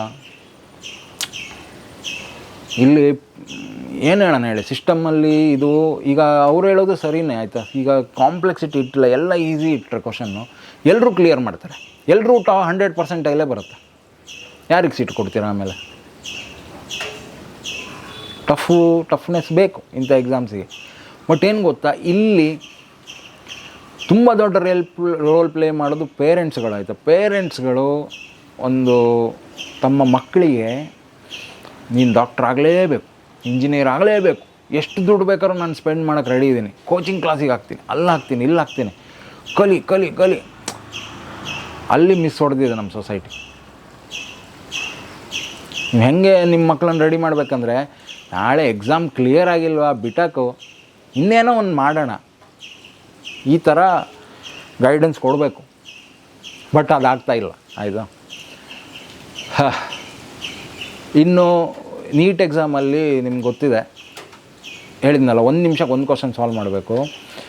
ನಿಮಗೆ 1 ನಿಮಿಷ ಕ್ವಶನ್ ರೀಡ್ ಮಾಡೋಕ್ಕೆ ಬೇಕು, ಆ್ಯಕ್ಚುಲಿ ಓದೋಕ್ಕೆ ಬೇಕು ಆಯಿತಾ. ಇನ್ನು ಅದನ್ನು ಸಾಲ್ವ್ ಮಾಡೋದು ಬೇರೆ ವಿಷಯ, ಅದಕ್ಕೆ 4 ಆಪ್ಷನ್ ಇರುತ್ತೆ. ಅದನ್ನು ರೀಡ್ ಮಾಡಿದ ನಂತರ ಆ ರೆಸ್ಪಾನ್ಸನ್ನು OMR ಶೀಟಿಗೆ ಹಾಕಬೇಕು. OMR ಶೀಟ್ ಅಂತ ಕೊಡ್ತಾರೆ ನೋಡಿ. ಒಂದು OMR ಶೀಟು ಈ ಥರ ಇರುತ್ತೆ ನೋಡೋಕ್ಕೆ, ಈ ಥರ ಬಬಲ್ಸ್ ಇರುತ್ತೆ. ಇದಕ್ಕೆ ಆಪ್ಟಿಕಲ್ ಮ್ಯಾಗ್ನೆಟಿಕ್ ರೆಸೊನೆನ್ಸ್ ಅಂದರೆ ತುಂಬ ಸೆನ್ಸಿಟಿವ್ ಇದು. ಇಲ್ಲಿ ಮನುಷ್ಯರ ಇಂಟರ್ವೆನ್ಷನ್ ಇಲ್ಲ ಆಯಿತಾ. ನೀವು OMR ಶೀಟ್ ಹಾಕಿದ ನಂತರ ಅದನ್ನೊಂದು ಮೆಷಿನಿಗೆ ಹಾಕುವಂಥದ್ದು, ಅದೇ ನಿಮಗೆ ಕ್ಯಾಲ್ಕುಲೇಟ್ ಮಾಡಿ ಹೇಳುತ್ತೆ. ತುಂಬ ಸ್ಟೂಡೆಂಟ್ಸು ಏನು ಹೇಳಿದ್ದಾರೆ ಅಂದರೆ, ಸರ್ ನಮಗೆ ಏನು ಮಾರ್ಕ್ಸ್ ಬರಬೇಕಿದ್ದು ಬಂದಿಲ್ಲ, OMR ಶೀಟಲ್ಲಿ ಆ್ಯಕ್ಚುಯಲ್ ರಿಸಲ್ಟ್ ಬಂದಾಗ ಬೇರೆ ಇದೆ. ಇಲ್ಲಿ OMR ಶೀಟ್ ಫಿಲ್ ಮಾಡೋದು ಎಷ್ಟು ಕಾಂಪ್ಲೆಕ್ಸ್ ಅಂದರೆ, ನೀವು ಥಿಂಕ್ ಮಾಡಿ. ಈಗ ಇಲ್ಲಿ ನೋಡಿ, ಕ್ವಶನ್ ನಂಬರ್ 5ಗೆ ನಾನು ರೆಸ್ಪಾನ್ಸ್ ಹಾಕಬೇಕು ಅಂತಿದ್ದರೆ, ಸಪೋಸ್ ಇದಕ್ಕೆ ಆನ್ಸರು ಆಪ್ಷನ್ 3 ಅಂತಿದ್ದರೆ, ನಾನೀಗ ಹಿಂಗೆ ಟಿಕ್ ಮಾಡಿದೆ ಅದನ್ನು ಆಯಿತಾ. ಈಗ ನಾನು ಟಿಕ್ ಮಾಡಿದ್ದು ಈ ಸರ್ಕಲಿಂದ ಹೊರಗೆ ಬಂತು ಆಯಿತಾ. ಈ ರೆಸ್ಪಾನ್ಸ್ ಇನ್ವ್ಯಾಲಿಡ್, ಸರ್ಕಲಿಂದ ಹೊರಗೆ ಬರುವಂಗಿಲ್ಲ. ತಪ್ಪಿ ಎಲ್ಲರೂ ಇಲ್ಲೊಂದು ಡಾಟ್ ಬಂತು ಅಂದ್ಕೊಳ್ಳಿ, ಹಿಂಗೆ ಚಿಕ್ಕ ಡಾಟ್ ಬಂತು, ಅದು ಇನ್ವ್ಯಾಲಿಡ್. ನೀವು ಫಿಲ್ ಮಾಡಿದ್ದು ಈಗ ಕ್ವಶನ್ ನಂಬರ್ 6ಗೆ ಆಪ್ಷನ್ 2 ಅಂತ ಫಿಲ್ ಮಾಡಿದ್ದು ಅರ್ಧ ಫಿಲ್ ಆಯಿತು ಅಂದ್ಕೊಳ್ಳಿ, ಹಿಂಗೆ ಚೂರೇನೋ ಫಿಲ್ ಆಗಿದೆ, ಹಿಂಗೆ ಚೂರು ಫಿಲ್ ಆಯಿತು, ಕಂಪ್ಲೀಟಾಗಿ ಸರ್ಕಲ್ ಆಗಿಲ್ಲ, ಅದು ಇನ್ವ್ಯಾಲಿಡ್. ಇದೆಲ್ಲ ಇನ್ಸ್ಟ್ರಕ್ಷನ್ ಕೊಟ್ಟಿರ್ತಾರೆ, ಎಕ್ಸಾಮ್ ಬ್ರೋಚರಲ್ಲಿ ಇರುತ್ತೆ. OMR ಶೀಟ್ ಫಿಲ್ ಮಾಡ್ಬೇಕಾದ್ರೆ ಇಷ್ಟೆಲ್ಲ ಕೇರ್ ತೊಗೋಬೇಕು. ಚೂರು ಹೊರಗೆ ಬಂದರೆ ಅದು ಯಾಕಂದರೆ ಇದೇನು ಗೊತ್ತಾ, ಮನುಷ್ಯರು ಕೌಂಟ್ ಮಾಡೋದಲ್ಲ ಆಯಿತಾ, ಮೆಷಿನ್ಸ್ ಎರರ್ ಮಾಡಲ್ಲ, ಗೊತ್ತಿದೆ ನಿಮಗೆ. ಈ ಥರ ಎಷ್ಟು ಸ್ಟೂಡೆಂಟ್ಸಿಗೆ ಆಗುತ್ತೆ ಅಂದರೆ, ಅವರು ಅಂದ್ಕೊಂಡಿರೋದೇನೋ ಲಾಸ್ಟಿಗೆ ಬರೋ ಮಾರ್ಕ್ಸ್ ಏನೋ ಇರುತ್ತೆ. ಇದು ಎಷ್ಟು ಟೈಮ್ ಬೇಕು ಗೊತ್ತಾ, ಆ ಕಾನ್ಸಂಟ್ರೇಟ್ ಮಾಡಿ ಒಂದು ಸರ್ಕಲ್ ಮಾಡೋಕ್ಕೆ ನೀವು ತುಂಬ ಪ್ರಾಕ್ಟೀಸ್ ಮಾಡಿದ್ರು ಒಂದು 5-6 ಸೆಕೆಂಡ್ ಒಳಗೆ ಮಾಡ್ತಾರೆ ಆಯಿತಾ, ಒಂದು ಬಬಲ್ನ ರಿಂಗ್ ಹಾಕೋದು. ಈ ಕಾಲೇಜಲ್ಲಿ ಇವೆಲ್ಲ ಕಲಿಸಲ್ಲ ಅಲ್ವಾ. ನಾನು ಆವಾಗಲೇ ಹೇಳಿದೆ, OMR ಶೀಟ್ ರಿಂಗ್ ಮಾಡೋದು ಹೆಂಗೆ, ಯಾರೂ ಕಲಿಸಲ್ಲ. ಅವ್ರಿಗೆ ಹೋಗಿ ಕೊಡಿ, ಪಾಪ ಅವ್ರು ನೋಡೋದೇ ಫಸ್ಟ್ ಟೈಮ್ ಮಕ್ಕಳಾಯಿತು, ಈ ಥರ ಒಂದು ಶೀಟ್ ಇದೆ ಅಂತೇಳಿ. ಅವರು ಸರ್ಕಲ್ ಮಾಡೋಕ್ಕೆ ಫಸ್ಟಿಗೆ ಒಂದು 20-30 ಸೆಕೆಂಡ್ ತೊಗೊಳ್ತಾರೆ. ನಾನು ಹೇಳ್ದಂಗೆ ಒಂದು ಕ್ವಶನ್ ಸಾಲ್ವ್ ಮಾಡೋಕ್ಕೆ 1 ನಿಮಿಷ ಸಿಗುತ್ತೆ. ಲಾಸ್ಟಿಗೆ ಇದು ಆಗುವಂಥದ್ದು ಆಯಿತಾ. ಅಂದರೆ ಫೈನಲಿ ಟೈಮ್ ಮುಗಿತಾ ಹೋಗುತ್ತೆ. ನೋಡ್ಬೇಕಾದ್ರೆ ಫಸ್ಟ್ 30 ಮಿನಿಟ್ಸಲ್ಲಿ 10 ಕ್ವಶನ್ ಸಾಲ್ವ್ ಆಗಿದೆ, ಫಸ್ಟ್ 1 ಅವರಲ್ಲಿ 20 ಕ್ವಶನ್ ಸಾಲ್ವ್ ಆಗಿದೆ. ಪ್ರೆಷರ್ ಬಿಲ್ಡಪ್ ಆಗ್ತಾ ಹೋಗುತ್ತೆ ಸ್ಟೂಡೆಂಟ್ಸಿಗೆ. ಆಮೇಲೆ ಪಟ್ MR ಶೀಟ್ ಟಿಕ್ ಮಾಡೋಕ್ಕೆ ಟ್ರೈ ಮಾಡ್ತಾರೆ, ಮಿಸ್ಟೇಕ್ಸ್ ಆಗುತ್ತೆ, ಹೊರಗೆ ಬರುತ್ತೆ ಸರ್ಕಲಿಂದ, ಇದೆಲ್ಲ ಆಗುತ್ತೆ. ಫೈನಲಿ ಅವ್ರು ಅಂದ್ಕೊಳ್ಳೋದು ಮಾರ್ಕ್ಸು ಬರೋದೇ ಇಲ್ಲ. ಥ್ಯಾಂಕ್ ಗಾಡ್ ನೆಕ್ಸ್ಟ್ ವರ್ಷದಿಂದ ಕಂಪ್ಯೂಟರ್ ಬೇಸ್ಡ್ ಎಕ್ಸಾಮ್ ಅಂತೆ, ಟೆಸ್ಟ್ ಅಂತೆ, ಒಳ್ಳೇದಾಯ್ತು. ಅದಕ್ಕೆ ಇದೆಲ್ಲ ಸೀನ್ ಇಲ್ಲ ಆಯಿತಾ. ಜಸ್ಟ್ ಮೌಸಿಂದ ಕ್ಲಿಕ್ ಮಾಡಿದ್ರೆ ಆಯಿತು. Welcome step, well done. ಒಳ್ಳೆ ಸ್ಟೆಪ್ಪಿಗೆ ನಾವು ಒಳ್ಳೇದಂತಲೇ ಹೇಳಬೇಕು. ಇದಷ್ಟೇ ಅಲ್ಲ ಆಯಿತಾ, ಎಷ್ಟೋ ರಿಯಲ್ ಪ್ರಾಬ್ಲಮ್ಸನ್ನು ಸ್ಟೂಡೆಂಟ್ಸ್ ಫೇಸ್ ಮಾಡ್ತಾಯಿದ್ದಾರೆ. ಇವತ್ತು ನಾವು ಬ್ಲೇಮ್ ಮಾಡಬೇಕಾ, ಎಜುಕೇಷನ್ ಸಿಸ್ಟಮಿಗೆ ಬ್ಲೇಮ್ ಮಾಡಬೇಕಾಯ್ತಾ. ಆ ಲೆವೆಲಿಗಿದೆ ನಮ್ಮ ಎಜುಕೇಷನ್ ಸಿಸ್ಟಮ್. ಸಿಲೆಬಸ್ ಅಪ್ಡೇಟ್ ಆಗಿಲ್ಲ, ಸ್ಟೂಡೆಂಟ್ಸಿಗೆ ಆ್ಯಕ್ಚುಲಿ ಏನು ಬೇಕು ಯಾರೂ ಕೇಳ್ತಾನೇ ಇಲ್ಲ ಆಯಿತಾ. ಒಂದು ಲೆವೆಲಿಗಲ್ಲಿ ಡೊಂಬರಾಟ ನಡೀತಾ ಇದೆ. ಏನು ಹೇಳೋಣ ಹೇಳಿ. ನಾವು ಈ ಥರ ಒಂದು ಪ್ರಾಟೆಸ್ಟಿಗೆ ಯಾಕೆ ಕೈ ಜೋಡಿಸ್ಬೇಕು? ಸ್ಟೂಡೆಂಟ್ಸಿಗೆ ಯಾವ ಥರ ನ್ಯಾಯ ಸಿಗ್ತಾಯಿದೆ ನೀವೇ ಕ್ವಶನ್ ಹಾಕಿ ಆಯಿತಾ. ಸ್ಟೂಡೆಂಟ್ಸಿಗೆ ಯಾವ ಥರ ನ್ಯಾಯ ಸಿಗ್ತಾಯಿದೆ? ಏನೂ ಆಗ್ತಾಯಿಲ್ಲ ಅಲ್ಲಿ ಆಯಿತಾ. ರೆಸಿಗ್ನೇಷನ್ ತಗೊಳ್ಳಿ ಸರ್, ರೆಸಿಗ್ನೇಷನ್ ತೊಗೊಳ್ಳಿ, ಅದರಲ್ಲಿ ಏನು ತಪ್ಪಿಲ್ಲ ಆಯಿತಾ. ನೀವು ರೆಸಿಗ್ನೇಷನ್ ತಗೊಂಡ್ರೆ ನಾನು ಹೇಳ್ತೀನಿ ಏನಾಗುತ್ತೆ ಅಂತ ಹೇಳ್ತೀನಿ ಆಯಿತಾ. ಸಪೋಸ್ ರೆಸಿಗ್ನೇಷನ್ ಕೊಟ್ಟನ ಇನ್ನೊಬ್ಬ ಅದಕ್ಕಿಂತ ಖತರ್ನಾಕಿರೋನು ಆ ಸೀಟಿಗೆ ಬಂದು ಕೂತ್ಕೋತಾನೆ, ಪ್ರಾಬ್ಲಮ್ ಸಾಲ್ವ್ ಆಗುತ್ತಾ? ಇಷ್ಟು ವರ್ಷ ಆಗಿಲ್ಲ ಸರ್, ಇಷ್ಟು ವರ್ಷ ಆಗಿಲ್ಲ ಆಯಿತಾ. ಇಷ್ಟು ವರ್ಷ ಲೀಕ್ ಆಗ್ತಾ ಬಂದಿದೆ, ಇನ್ನು ಮುಂದೇನೂ ಆಗುತ್ತೆ. ಬೇಡ, ಇವತ್ತು ಚಿಕ್ಕ ಒಂದು ಸಣ್ಣ ಯೂನಿವರ್ಸಿಟಿ, ಸಣ್ಣ ಕಾಲೇಜು, ಅಲ್ಲೂ ಸಹ ಕ್ವಶನ್ ಪೇಪರ್ ಸಿಗುತ್ತೆ ನಿಮಗೆ, ಹಿಂದಿನ ದಿನ ಸಿಗುತ್ತೆ. ಇಲ್ಲಿ ಸಿಸ್ಟಮ್ ಒಳಗಡೆನೇ ಇದ್ದಾರೆ ಆಯಿತಾ. ಸಿಸ್ಟಮ್ ಒಳಗಡೆನೇ ಇಷ್ಟು ಖತರ್ನಾಕ್ ದುಡ್ಡಿಗೆ ಆಸೆ ಪಡುವಂಥ ಜನರಿದ್ದಾರೆ ಆಯಿತಾ. ಅವರನ್ನು ಎಲಿಮಿನೇಟ್ ಮಾಡೋ ತನಕ ಈ ಸಿಸ್ಟಮ್ ಚೇಂಜ್ ಆಗೋಲ್ಲ. ಹೆಂಗೆ ಎಲಿಮಿನೇಟ್ ಮಾಡ್ತೀರಿ? ಎಲಿಮಿನೇಟ್ ಮಾಡೋಕ್ಕೆ ಎಲ್ಲ ಒಳ್ಳೊಳ್ಳೆ ಟಾಪ್ ಪೊಸಿಷನ್ಸಲ್ಲೇ ಇರ್ತಾರೆ ಆಯಿತಾ. ಅವರೇ ಇಂಥ ಗೇಮ್ ಆಡೋದು. ಹೆಂಗೆ ಎಲಿಮಿನೇಟ್ ಮಾಡ್ತೀರ ಅವರನ್ನು? ಥಿಂಕ್ ಮಾಡಿ. ಇದನ್ನು ಡಿಮ್ಯಾಂಡ್ ಮಾಡಿ ಆಯಿತಾ. ಅಲ್ಲಿ ಹೋಗಿ ನೀವು ಪ್ರೊಟೆಸ್ಟ್ ಮಾಡ್ತಿದ್ದೀರಲ್ಲ, ಇದನ್ನು ಡಿಮ್ಯಾಂಡ್ ಮಾಡಿ. ನಾನು ಈಗ ಏನೆಲ್ಲ ಹೇಳಿದೆ ಅಲ್ಲ, ಇಷ್ಟು ಕಷ್ಟ ಇದೆ, ಇಷ್ಟು ಇದಿದೆ, ಅದಕ್ಕೇನಾದ್ರು ರಿಫಾರ್ಮ್ಸ್ ಬೇಕಾ? ಮಕ್ಕಳನ್ನು ಯಾವ ಥರ ರಿಯಲ್ ಸೆನ್ಸಲ್ಲಿ ಕೋಚಿಂಗ್ ಕೊಡಬೇಕು, ಯಾವ ಥರ ಅವ್ರನ್ನ ರೆಡಿ ಮಾಡಬೇಕು, ಮೆಂಟಲಿ ಯಾವ ಥರ ರೆಡಿ ಮಾಡಬೇಕು, ಅದು ತುಂಬ ಇಂಪಾರ್ಟೆಂಟ್ ಆಯಿತು. ಮೆಂಟಲಿ ಇವತ್ತು ಎಕ್ಸಾಮು ಗೊತ್ತಿದೆಯಲ್ಲ, ಸಕ್ಸಸ್ ರೇಟೇ 5%. ಉಳಿದ 95% ಮಕ್ಕಳಿಗೆ ಮೆಂಟಲಿ ನಾವು ಸ್ಟ್ರೆಂತ್ ಕೊಡಬೇಕು. ಈ ಕೆಲಸ ಕಾಲೇಜಲ್ಲೂ ಆಗಬೇಕು, ಮನೆಯಲ್ಲೂ ಆಗಬೇಕು, ಸೊಸೈಟಿಯಲ್ಲೂ ಆಗಬೇಕು. ಇವತ್ತು ಎಷ್ಟೋ ಸ್ಟೂಡೆಂಟ್ಸ್ ಯಾಕೆ ಗೊತ್ತಾ ಈ ಥರ ಸ್ಟೆಪ್ಸು, ದುರಂತ ಸ್ಟೆಪ್ಸ್ ತಗೋತಾರೆ. ಯಾಕೆ ತಗೋತಾರೆ ಅಂದರೆ ಅವರಿಗೆ ಸೊಸೈಟಿನ ಫೇಸ್ ಮಾಡೋಕ್ಕಾಗಲ್ಲ. ಇದರಲ್ಲಿ ಪೇರೆಂಟ್ಸ್ ರೋಲೇ ದೊಡ್ಡದು ಆಯಿತಾ. ಮಕ್ಕಳನ್ನು ಚಿಕ್ಕವ್ರು ಇರಬೇಕಾಗಿಂದು ಒಂದು ಕೆಟ್ಟ ಏನು ಹೇಳ್ತೀವಿ ಅದಕ್ಕೆ, ಕೆಟ್ಟ ಥಾಟು ಪೇರೆಂಟ್ಸಲ್ಲಿ ಏನಂದರೆ, ನನ್ನ ಮಗ ಅಥವಾ ಮಗಳು ಫಸ್ಟ್ ಬರಬೇಕು, ಕ್ಲಾಸಲ್ಲಿ ಫಸ್ಟೇ ಬರಬೇಕು, ಟಾಪರ್ ಆಗಿಲ್ಲ ಅಂದರೆ ನಿದ್ದೆ ಬರಲ್ಲ ಅವುಗಳಿಗೆ. ಈ ಥರ ಚಿಕ್ಕವರಿಂದ ನೀನು ಹುಷಾರು, ನೀನು ಬುದ್ಧಿವಂತ, ನೀನು ಟಾಪರು, ನೀನು ಹಾಗೆ ಅವರು ಇನ್ನೂ ಜಾಸ್ತಿ ಹೆದರೋದು ಯಾವಾಗ ಅಂದರೆ, ರಿಲೇಟಿವ್ಸ್ ಎದುರು ನಾವು ಕಡಿಮೆ ಆಗಬಾರ್ದು, ರಿಲೇಟಿವ್ಸ್ ಎದುರು ಡೌನ್ ಆಗಬಾರ್ದು. ರಿಲೇಟಿವ್ಸ್ ಮಧ್ಯೆ ಎಲ್ಲ ನನ್ನ ಮಗ ಹಂಗೆ ಎಷ್ಟು ಪ್ರೆಷರ್ ಬಿಲ್ಡ್ ಆಗುತ್ತೆ ಮಕ್ಕಳ ಮೇಲೆ. ಥಿಂಕ್ ಮಾಡಿ ಆಯಿತಾ. ಮನೆಯಲ್ಲೇ ಪ್ರೆಷರ್ ಬಿಲ್ಡ್ ಆಯಿತು, ಇನ್ನು ಸೊಸೈಟಿಗೆ ಹೋದ ನಂತರ ಅಲ್ಲಿ ಒಂದಿಷ್ಟು ಕಾಂಪಿಟಿಷನ್. ಯಾವಾಗ ನೋಡಿದ್ರು ನೀವು ಟೀಚರ್ಸು ಹಂಗೆ, ಕೋಚಿಂಗ್ ಕ್ಲಾಸಲ್ಲಿ ಆಗಿ ಆಯಿತಾ, 1 ನಿಮಿಷ ವೇಸ್ಟ್ ಮಾಡಬೇಡಿ, ಟಕ್ ಮಾಡಬೇಕು, ಹಿಂಗೆ ಮಾಡಬೇಕು. Daily test papers, previous year question paper ಬೇರೆ, ಟೆಸ್ಟ್ ಪೇಪರ್ ಬೇರೆ, ಅದು ಬೇರೆ ಇದು ಬೇರೆ. ಇವತ್ತು ಒಂದಿನ ಟೆಸ್ಟ್ ತೊಗೊಂಡಿಲ್ಲ ಅಂದರೆ ನಾಳೆ ನೀ ಹಿಂದೆ ಬಿದ್ದೆ, ಆಗಲ್ಲ ನಿನ್ನ ಕೈಯಲ್ಲಿ. ಕಾರ್ಪೊರೇಟ್ ಆಗಿಬಿಟ್ಟಿದೆ ಆಯಿತಾ. ಕೋಚಿಂಗ್ ಅನ್ನೋದು ಕಾರ್ಪೊರೇಟ್ ಲೆವೆಲಿಗೆ ಹೋಗಿದೆ. ಇದೆಲ್ಲ ನೋಡ್ರಿ, ಒಂದು ಸಲ ಹೊರಗೆ ಬಂದು ನೋಡಿ ಆಯಿತಾ. ಬರೀ ಅಲ್ಲಿ ಹೋಗಿ ಡೊಂಬರಾಟ ಮಾಡೋದಲ್ಲ. ಸ್ಟೂಡೆಂಟ್ಸ್ಗಳ ಬಗ್ಗೆ ಯಾರೂ ಮಾತಾಡಿಲ್ಲ ಅಲ್ಲಿ ಆಯಿತಾ. ನೀವು ನಿಜಕ್ಕೂ ನನಗೆ ಎಲ್ಲಿ ತನಕ ಇದಾಗಿದೆ ಅಂದರೆ, ಈಗ ಬಂದಿದ್ದಾರಲ್ಲ ಈಗ ಸಪೋರ್ಟಿಗೆ, ನಾವು ಸಪೋರ್ಟ್ ಮಾಡ್ತೀವಿ ಅಂದೇಳಿ ಅವ್ರ ಜನ್ಮಕ್ಕೆ ಆಯಿತಾ. ದುಡ್ಡು ಕೊಟ್ಟು ಹಾಕಿರುವಂಥದ್ದು ಅದೆಲ್ಲ ಪೇಯ್ಡ್ ಪ್ರಮೋಷನ್ಸ್ಗಳು.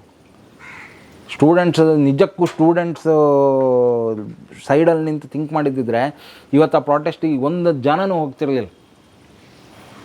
ಅಲ್ಲಿ ಹೋದವರೆಲ್ಲ ಯಾರು? ಎಲ್ಲ ಪಾಲಿಟಿಕಲ್ ಅಜೆಂಡಾ ಇಟ್ಕೊಂಡು ಏನೇನೋ ಆಯಿತಾ. ನೀಟಿಗೂ ಅಲ್ಲಿ ಒಬ್ಬ ಹಿಡಿತಾನೆ ಆಯಿತಾ, ಅಫ್ಜಲ್ ಗುರು ಅಂತೆ, ಉಮರ್ ಖಾಲಿದ್ ಅಂತೆ, ಭಾರತ್ ತೆರೆ ತುಕಡೆ ಹೋಂಗೆ, ಧರ್ಮದ ವಿಷಯದಲ್ಲಿ ಏನೇನೇನೋ ಮೇರಾ ಲಿಂಗ್ ಮೇರಾ ಅಯ್ಯೋ. ನಾನು ಲಾಸ್ಟ್ ವೀಡಿಯೋದಲ್ಲಿ ಹೇಳಿದ್ದೆ ಆಯಿತಾ, ಸ್ಟೂಡೆಂಟ್ಸ್ ಇದರಿಂದ ಹೊರಗಿರಿ, ಬೇಕಾದರೆ ಈ ಥರ ನೋಡಿ ಮಜಾ ಸಿಗುತ್ತೆ ನಿಮಗೆ ಅಂತೇಳಿ. ಅಂದರೆ ಈ ಥರ ಡೊಂಬರಾಟ ಆಗ್ತಾಯಿದೆ ಆಯಿತಾ. ಹೋಗಿರೋದು ಏನಕ್ಕೋ ಅಲ್ಲೋಗಿ ಸ್ಟೂಡೆಂಟ್ಸ್ ನಾನು ಎಷ್ಟೋ ಇಲ್ಲಿ ಮೈಕ್ ಇಟ್ಕೊಂಡು ನಿಂತ್ಕೋತಾರೆ ರೀ, ಅವರಿಗೂ ಸ್ವಲ್ಪ ನಾಚಿಕೆ ಆಗಬೇಕಾಯ್ತಾ.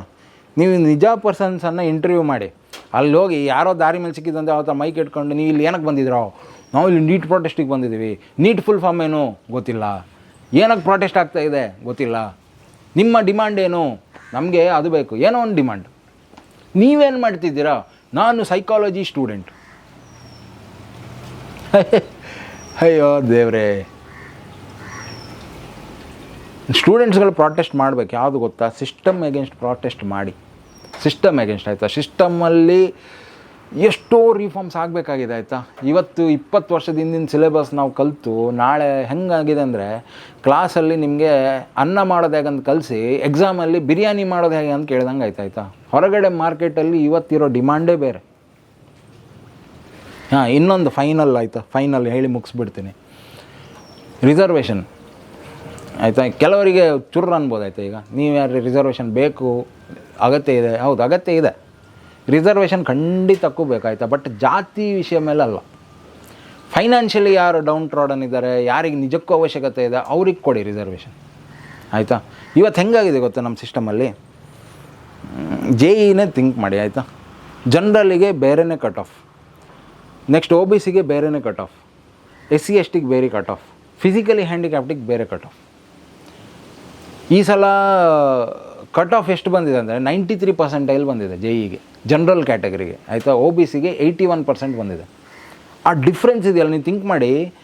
20 ಲಕ್ಷ ಜನ ಬರೆದ್ರೆ ಎಕ್ಸಾಮನ್ನು, 1% ಈಸ್ 20,000 ಸ್ಟೂಡೆಂಟ್ಸ್ ಆಯಿತಾ. 1% 93ರಿಂದ 81 ಬರಬೇಕಂದ್ರೆ 12% ಡಿಫ್ರೆನ್ಸ್ ಆದರೆ ಹತ್ರ 2,40,000 ಸ್ಟೂಡೆಂಟ್ಸ್ ಆಯಿತು. ಅಷ್ಟು ಗ್ಯಾಪ್ ಬರುತ್ತೆ. 1% ಅಂದರೂ 20,000 ಸ್ಟೂಡೆಂಟ್ಸ್ ಬರ್ತಾರೆ. ಇನ್ನು OBCಗೆ ಪರ್ಸೆಂಟೈಲ್ 50%, ಸಾರಿ SC STಗೆ 50%, ಇನ್ನು ಫಿಸಿಕಲಿ ಹ್ಯಾಂಡಿಕ್ಯಾಪ್ಟಿಗೆ 0.001% ಬಂದಿದೆ. ಅಲ್ಲ ಏನು ಅಂದರೆ ಹೆಂಗೆ ಗೊತ್ತಾ, ಇದು ಹೆಂಗಾಯ್ತು ಹೇಳ್ತೀನಿ ನಿಮ್ಗೆ ಆಯಿತಾ. ಒಂದು ರನ್ನಿಂಗ್ ರೇಸ್ ಇದೆ ಆಯಿತಾ. ರನ್ನಿಂಗ್ ರೇಸಲ್ಲಿ 400 ಮೀಟರ್ಸ್ ಓಡಬೇಕು.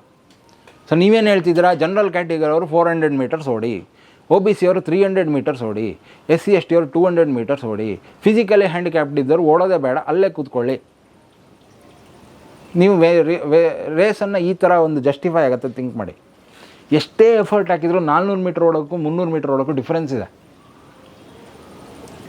ನೀವು ನಿಜಕ್ಕೂ ರಿಸರ್ವೇಷನ್ ತರಬೇಕಾ, ಫೀ ಸ್ಟ್ರಕ್ಚರಲ್ಲಿ ಇಡಿ ಆಯಿತಾ.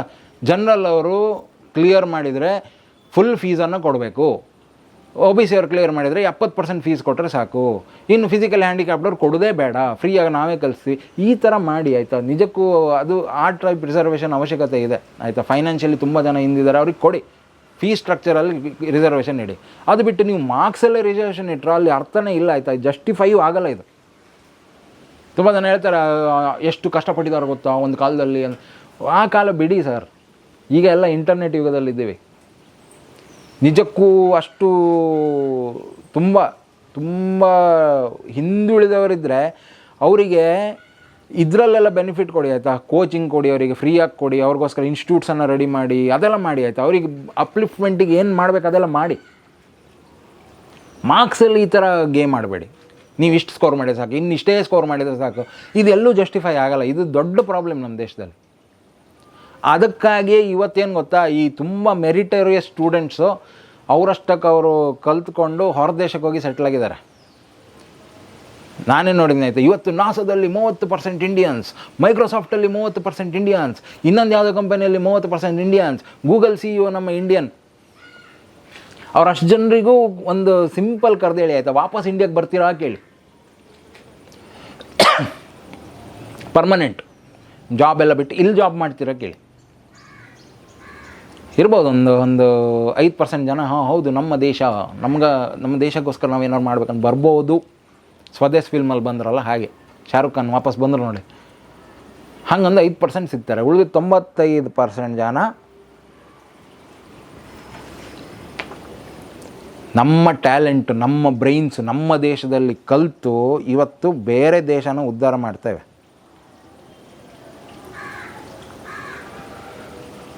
ಇದು ರಿಯಲ್ ಪ್ರಾಬ್ಲಮ್ಸ್. ಇದು ಇಲ್ಲೇನಾಗ್ತಾಯಿದೆ, ಜಾತಿ ಮೇಲೆ ರಿಸರ್ವೇಷನ್ ಕೊಟ್ಟು ಕೊಟ್ಟು ಕೊಟ್ಟು ಕೊಟ್ಟು ಏನಂದರೆ ಯಾರು ಮೆರಿಟೋರಿಯಸ್ ಇಲ್ವೋ ಅವರಿಗೆ ಇದಕ್ಕೂ ರಿಸರ್ವೇಷನ್ ಕೊಟ್ಟರು. PUCಯಲ್ಲೂ ಸಿಕ್ತು, ಕಾಂಪಿಟೇಟಿವ್ ಎಕ್ಸಾಮಲ್ಲೂ ಸಿಕ್ತು, ನಾಳೆ ಜಾಬಿಗೂ ಕೊಡ್ತಾರೆ. ಎಷ್ಟು? ಇಲ್ಲೂ ರಿಸರ್ವೇಷನ್, ಅಲ್ಲೂ ರಿಸರ್ವೇಷನ್ ಕೊಟ್ಟು ಕೊಟ್ಟು ಕೊಟ್ಟು ಕೊಟ್ಟು ಕೊಟ್ಟು ಹೈ ಪೋಸ್ಟಿಗೆ ಹೋದರು. ನಾನೇನು ಹೇಳಲ್ಲ ಇದ್ರ ಬಗ್ಗೆ, ಆಯಿತಾ? ರಿಯಲ್ ಪ್ರಾಬ್ಲಮ್ಸ್ ಮಾತಾಡಿದರೆ ಯಾರಿಗೂ ಬೇಡ, ರಿಯಲ್ ಪ್ರಾಬ್ಲಮ್ಸ್ ಬೇಡ. ಹಿಂಗೆ ಸೋಷಲ್ ಮೀಡಿಯಾದಲ್ಲಿ ಕಲ್ಲೊಡಿ, ಮಜಾ ಮಾಡು, ಡ್ಯಾನ್ಸ್ ಮಾಡು, ಇದು ಮಾಡು, ಇಷ್ಟು ಸ್ಲೋಗನ್ಸ್ ಹಾಕು, ಇಷ್ಟು ಬ್ಲ್ಯಾಕ್ ಕಾರ್ಡ್ ಹಿಡ್ಕೊಂಡು ಹೋಗು, ಆಮೇಲೆ ಫೈನಲಿ ವಿಕ್ಟಿಮ್ ಕಾರ್ಡ್ ಪ್ಲೇ ಮಾಡೋದು. ಆಯಿತಾ? ನಂಗೆ ಅವ್ರು ಹೊಡೆದ್ರು, ಇವ್ರು ಹೊಡೆದ್ರು, ಪೊಲೀಸ್ ಹೊಡೆದ್ರು. ಏನು ಸಂಸತ್ ಭವನದ ಮೇಲೆ ಅಟ್ಯಾಕ್ ಮಾಡಿದರೆ ಬಿಡ್ತಾರಾ? ಏನು ಅಂದ್ಕೊಂಡಿದ್ದಾರೆ ಏನು? ಅದ್ರ ಬಗ್ಗೆ ಯಾರು ಮಾತಾಡಲ್ಲ. ಒಂದು ಸೆಲೆಬ್ರಿಟಿ ತುಟಿಕ್ ಪಿಟಿಕ್ ಅನ್ನಲ್ಲ, ಆಯಿತಾ? ತುಟಿಕ್ ಪಿಟಿಕ್ ಅನ್ನಲ್ಲ. ಯಾಕೆ ಹೇಳಿ? ದುಡ್ಡು ಕೊಡಲ್ಲ ಅದಕ್ಕೆ. ನೀವು ಸತ್ಯದ ಪರ ಮಾತಾಡೋಕ್ಕೆ ಯಾರು ದುಡ್ಡು ಕೊಡಲ್ಲ, ಆಯಿತಾ? ಈ ಥರ ಒಂದು ಪ್ರೊಪೊಗ್ಯಾಂಡ ಅಂಥೇಳಿ ಹೇಳೋಕ್ಕೆ ಒಂದು ಇಷ್ಟು ವಿಕ್ಟಿಮ್ಸನ್ನು ರೆಡಿ ಮಾಡಬೇಕಲ್ಲ, ಅದಕ್ಕೋಸ್ಕರ ನಿಮಗೆ ಫುಲ್ ಪೇ ಮಾಡ್ತಾರೆ. ಒಂದೊಂದು ಪೋಸ್ಟ್ ಹಾಕೋಕ್ಕೆ 50,000 1 ಲಕ್ಷ ಹೆಂಗಂತಿಲ್ಲ. ಯಾಕಂದರೆ ಯಾವತ್ತೂ ಏನೂ ಪೋಸ್ಟ್ ಮಾಡ್ತಿದ್ದಾರೆ, ಇವತ್ತು ಪೋಸ್ಟ್ ಹಾಕ್ತಾರೆ ಅಂದರೆ ನೀವು ಥಿಂಕ್ ಮಾಡಿ, ಆಯಿತಾ? ಐ ಸ್ಟ್ಯಾಂಡ್ ವಿತ್ ಏನು CJP. ನಂಗೆ ಅನ್ಸಿದ್ದು ನಾನು ಹೇಳಿದ್ದೀನಿ, ಹೇಳಬೇಕನ್ನಿಸ್ತು, ಆಯಿತಾ? ಯಾಕೆ ಹೇಳಬೇಕನ್ನಿಸ್ತು ಅಂದರೆ ನಮ್ಮ ಒಂದು ನೈತಿಕತೆ ಅದು, ಆಯಿತಾ? ಇನ್ಫ್ಲುಯೆನ್ಸರ್ಸ್ ಅಂದರೆ ಬರೀ ನಾನು ಅಲ್ಲೋದೆ ಇಲ್ಲೋದೆ ಇತ್ತೆಕೊಂಡೆ ಇಲ್ಲ, ನಮಗೂ ಒಂದು ಸೋಷಿಯಲ್ ರೆಸ್ಪಾನ್ಸಿಬಿಲಿಟಿ ಇರುತ್ತೆ. ಅದಕ್ಕೋಸ್ಕರ ಹೇಳಬೇಕಾಯ್ತು, ಆಯಿತಾ? ಸೊ ನೆಕ್ಸ್ಟ್ ವೀಡಿಯೋದಲ್ಲಿ ಸಿಗ್ತೀನಿ.